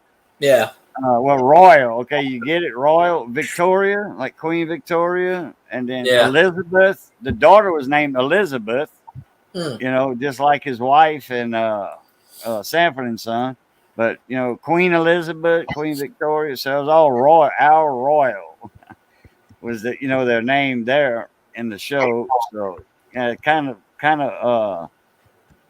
pretty good the way they did that with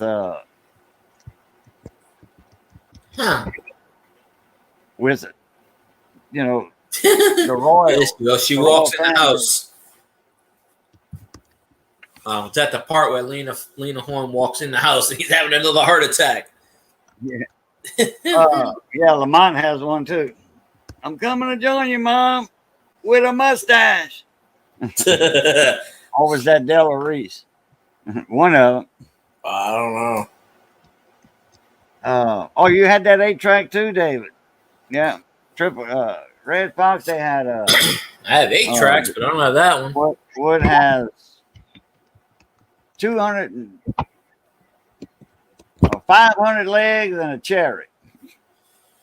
I know it's Oh, that sucks, Dave. That 250 strippers and Tom Collins. Yeah. Take it easy, Quick Wrench. Appreciate you popping in, of course. He popped out, yeah, but no, he's back in. Read the private chat. Oh. He put a message. Oh, crap. Okay. Yeah. Jimmy Rack making weird noises. What? Yeah. Yeah, I hear you there on this, you know. Oh, there's Lamont. He's like, I'm having a heart attack.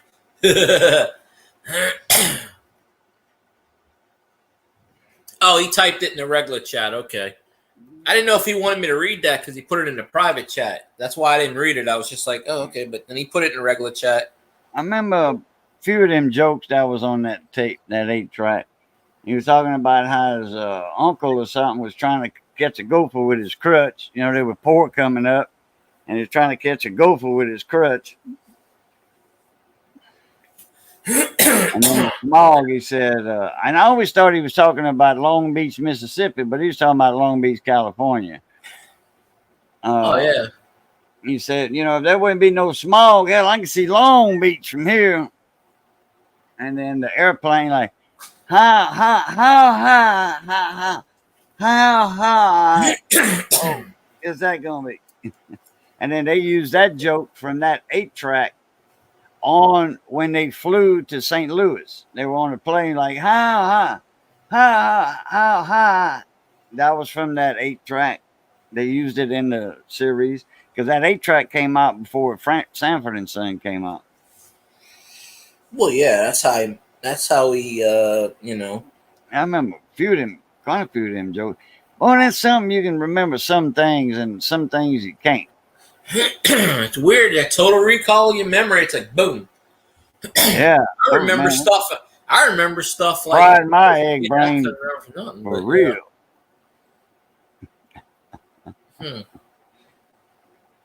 Well, you know, I had a stroke about 14 years ago, and there's some things I remember, but not every little detail. He put some money in her hand. Yeah, because the fellas told on him.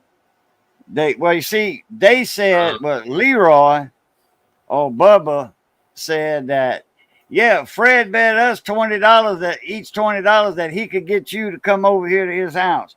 That's not how it went. Fred told him she was going, and then they said bet, and then he said bet, and he bet every one of them like $20.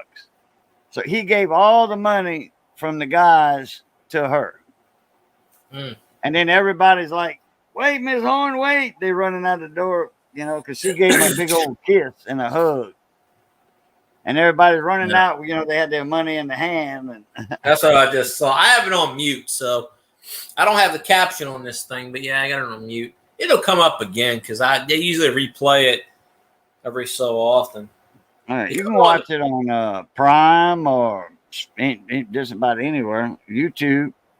Yeah, well, it comes on. It comes on every midnight. They play back-to-back episodes.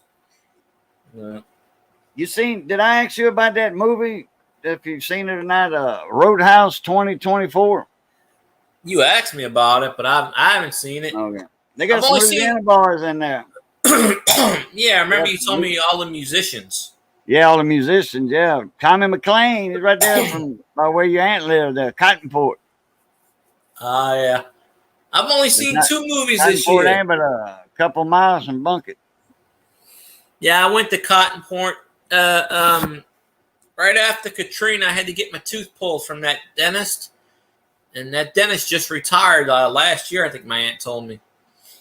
He didn't charge me anything. He pulled it, and he's like, no charge, because you're from that area, no charge. And but you wasn't from the area.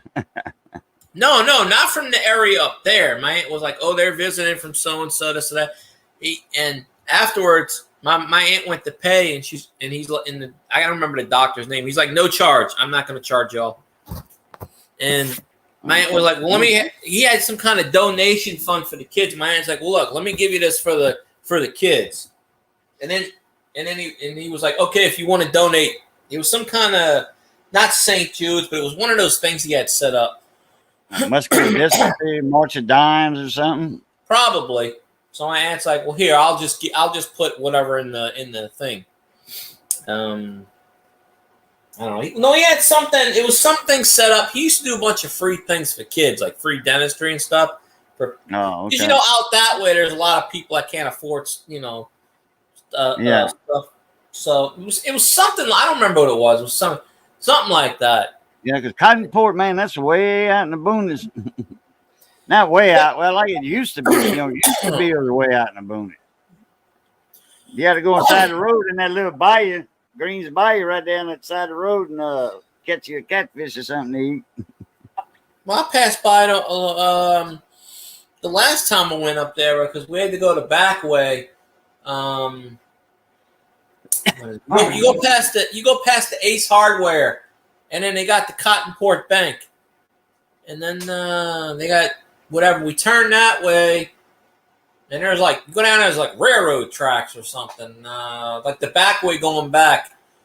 Bunkie, when you're coming from Ville Platte, going through Bunkie, you cross the tracks, take that right, cross the tracks. And that's the road to Cottonport. And you got that bayou on the left side. After you get close to the Cottonport, they got that bayou on the left. Well, that's how I get to my aunt's house. You get right into the city limits. You turn right where they got that Gipgo, the plant place. You turn right. Instead of going straight, you turn the other way. You go past the high school. You go past Bunkie High School. You get to the point where the sign says Cottonport Street. You turn where they got the prison, which used to be the elementary school, and you go down. You make that turn past the Yams place, and you go down maybe 2 miles, 3 miles, and it's right there. Not too far away. But it's I think that highway is Highway 22. I think it's Highway 22. I got it written down somewhere, but man's been living at that house for 52 years.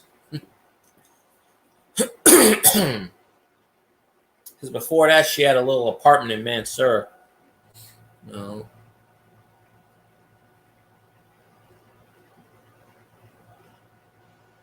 Oh, it's still on. Oh.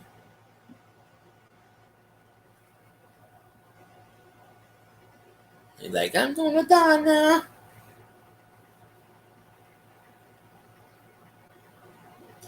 Yep, John Amos was in that one. He's everywhere nowadays.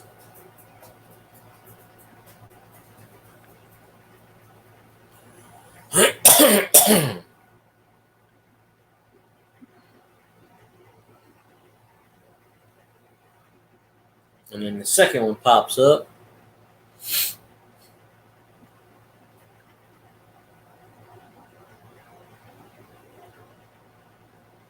It looks different from the outside. Rock's boys must be back from the whatever. The best part of the workday is getting off. Fortunately, it's past midnight. That means I have to go in at 11 tomorrow, 11 a.m., but not a big deal because I can still sleep a good 6, 7, 8 hours. And then I got to get through Saturday right. and I got Sunday off, so I'm like, yeah, Sunday off. She writes my schedule where I have Sunday off, I work Monday, I have Tuesday off, and then I got to go the rest of the week without having another day off. I go, what the hell? I was getting 2 days off in a row, but as soon as I get promoted, those 2 days disappear. I'm like, man. That's how it works. Well, my co-workers got Saturday and Sunday off. I was like, who did you stab? Of course, she doesn't know she's going to be gone pretty soon. So, and I ain't telling them. That's Highway 29 that goes to Cottonport. No, not the Cottonport one, the other one. 22. I think it's 22. I don't see 22. I don't think it's 29. Well, let me see. I see Highway 29.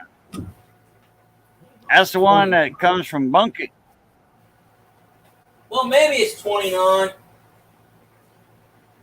I always have letters. Hold on. I always have letters. I have it written somewhere. It might be 29. But I always thought it was 22. I literally always have letters sitting there. They got a road called Crackville Road. Where you staying? Off of I'm in 29. Crackville. Crackville. That's right, Crackville. That's one of the roads that you can cut across and go on the bottom side of Cottonport from 29 instead of going all the way around and coming out by the church.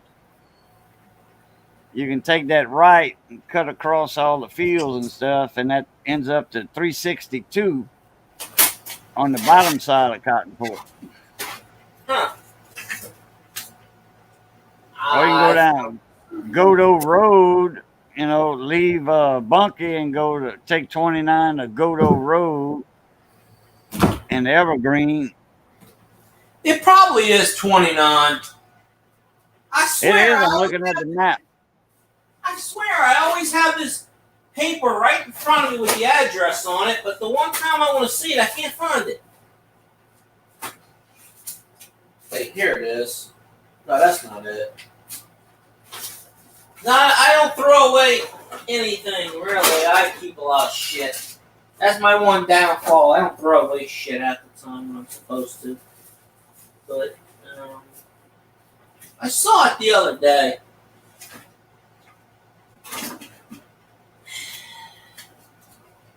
Yeah, it probably is 29. But I'll watch. I'll find it. Whatever. There you go. Going home now. There you go. I'll be going to sleep in a bit whenever I'm done this thing. But I'll wake up about 9:30, eat something. I did a 10 to 6 yesterday, so today I do it 11 to 7. And then I do it 2:30 to close, and I got Sunday off. She already wrote my schedule for next week. It's about the same.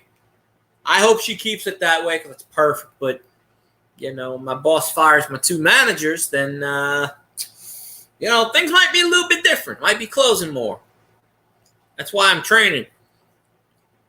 That's, not an out about way of why I got promoted, but that's the factor thing. And I'm just like, my boss came up to me yesterday. She's like, we don't got your rights yet, and I hope you get it soon. I'm like, yeah, because if the LP guy fires them and I ain't got my rights, you in trouble. What rights? I have to get my manager code. They have to call me up. They have to give me the key to the alarm system, at night, because I have to close by myself. They have to give me the code for the alarm. Yeah, the LP's guys got to call me from corporate on my phone, and they go, okay, this is your code. Then they actually have to give me keys to the building, which I don't have. But I don't even have the rights to void anything. Those kind of rights. Okay. I've been waiting for 3 weeks. A lady that just got the new assistant manager who just got hired 4 days ago. She got her rights before me. I said, good Lord. Hell, in 3 years, I never got my discount to work. I still don't have my discount working. Nothing works for me. I'm just like, oh, shit. But they wanted to give me the assistant manager position. She wanted me to take a pay cut. I said, nah, not doing that. Do more shit and take a pay cut. No, don't think so. Yeah. Right. I said, nah. I said, I'll do less stuff and keep my money, keep my salary. Why should I take a 50-cent pay cut to do more responsibility? Man, it's 12:30. Yeah. You've been on 3.5 hours. I only been on here, what? Don't seem that long. Two Well, and a half. I jumped on about I had it set for 9:10, but I came on 9:07 because I set it 10 minutes later in case you went over, but then I was finishing up. I was washing my. Well, just say 9, and then I got in about 10, I think. An hour after, hour. It took me about an hour to eat. So, and I think you got in 10:15, 10:30, because it was an hour and it was an hour and 20 minutes. I think when you popped in. Oh, okay. Because I was like, I said I'm waiting for Cajun to pop in so you can send out the links because I don't send them out in stream. But I didn't have his email address. I would have had him on earlier. But when I end this, I'm gonna brush my teeth and go to sleep, and then wake up whatever time. I always wake up 6, 7, 8 o'clock in the morning. I'm just like, oh shit. And then I lay back down. I gotta be at work at 11, so it's not Tomorrow I do an 11 to 7. So I'll probably do it. Well, I mean today because it's past midnight, but I'll probably do my stream tonight, 7:30, and then I'll be done by 9 o'clock because I'm going on Scotty's stream. I promised Scotty. I'm usually on his stream at night. I'll jump on his panel when he's done. He told me he's doing a ghost show. I said, if you're doing a ghost show on Friday nights like you promised, I'll be in there. But you gonna be up on panel? Oh, I'm on panel. I'm usually on his panel at the end. Yeah. Oh, okay. He don't do it during the show. He does it after the show. When he used to have his radio show, yeah, he comes on from 9 to 10. He would do his radio show, but they don't do the radio anymore. He's got his thing, the captain's cabin. After 10 o'clock, you call in. It's usually me, JP, and then they got Professor Bauer, who's the brainiac. If you ever been in there, you would know who, you know. And then, you know, I gotta go. That's why I was telling Quick Ranch, I said, you ought to come up in there. You'd fit in there. Yeah, I would too. I don't mind talking a little political every now and then. Yeah, well, Fridays, he used to do ghost nights on Fridays. So when I was on his panel the night before, I said, remember when you used to do ghost nights on Fridays? He goes, oh, I'm gonna have to get a guest on, blah, blah, blah. But how he does it is 9 to 10, he does his show. And then like after 10, he does the captain's cabin, which is like his after show. And that could run anywhere from 30 minutes to 2 hours. Because he's already me and him's already talked to midnight. But usually he's got 2 or 3 people on. He don't mind. Anybody's welcome on a panel. You can talk about whatever you want to talk about. He's pretty cool. Yeah, I told him, I said, Cajun's my co-host on my stream. I interviewed him on my stream a couple of years ago.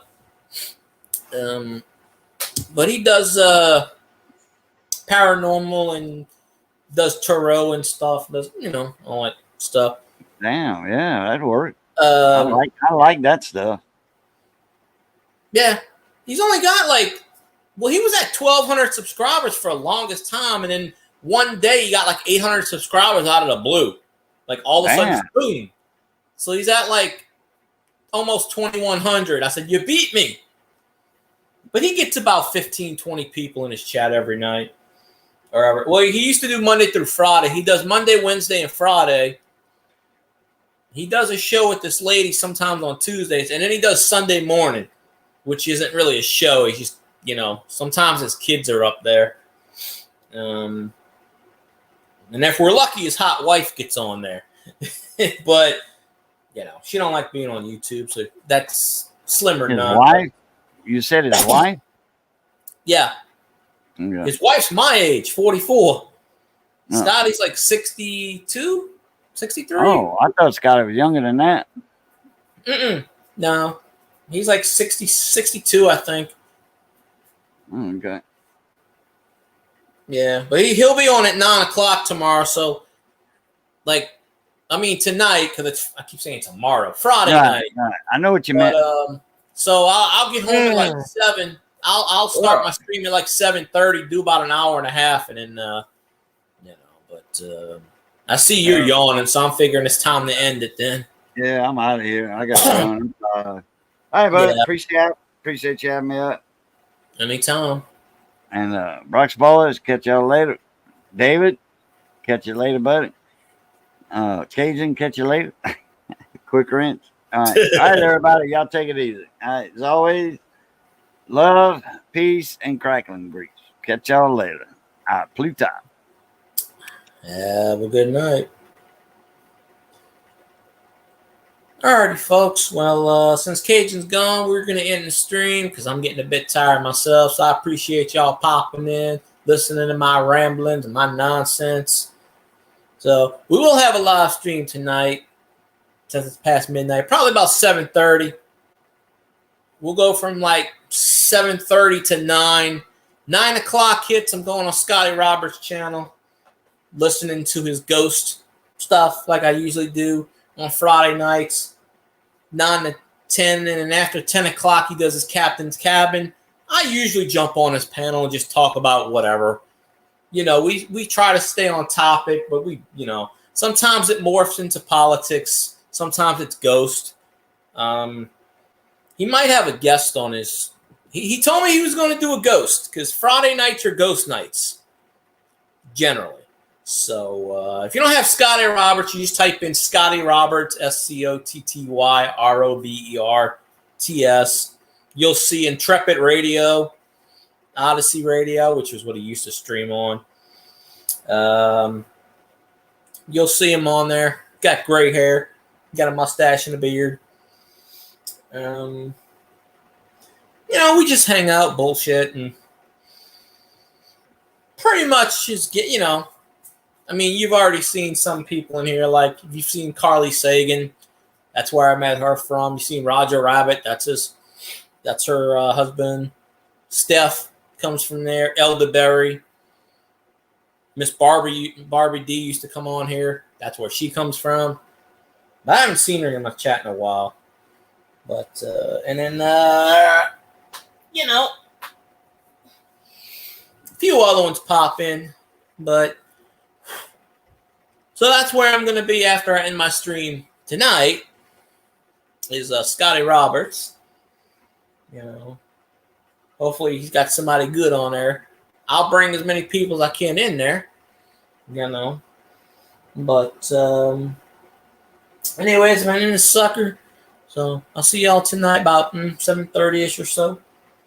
Do about an hour and a half, and then we'll go to Scotty's. I'll drop the link, and then you know, we'll talk about whatever there. Well, y'all have a good one. I'll see you later, and I'm out.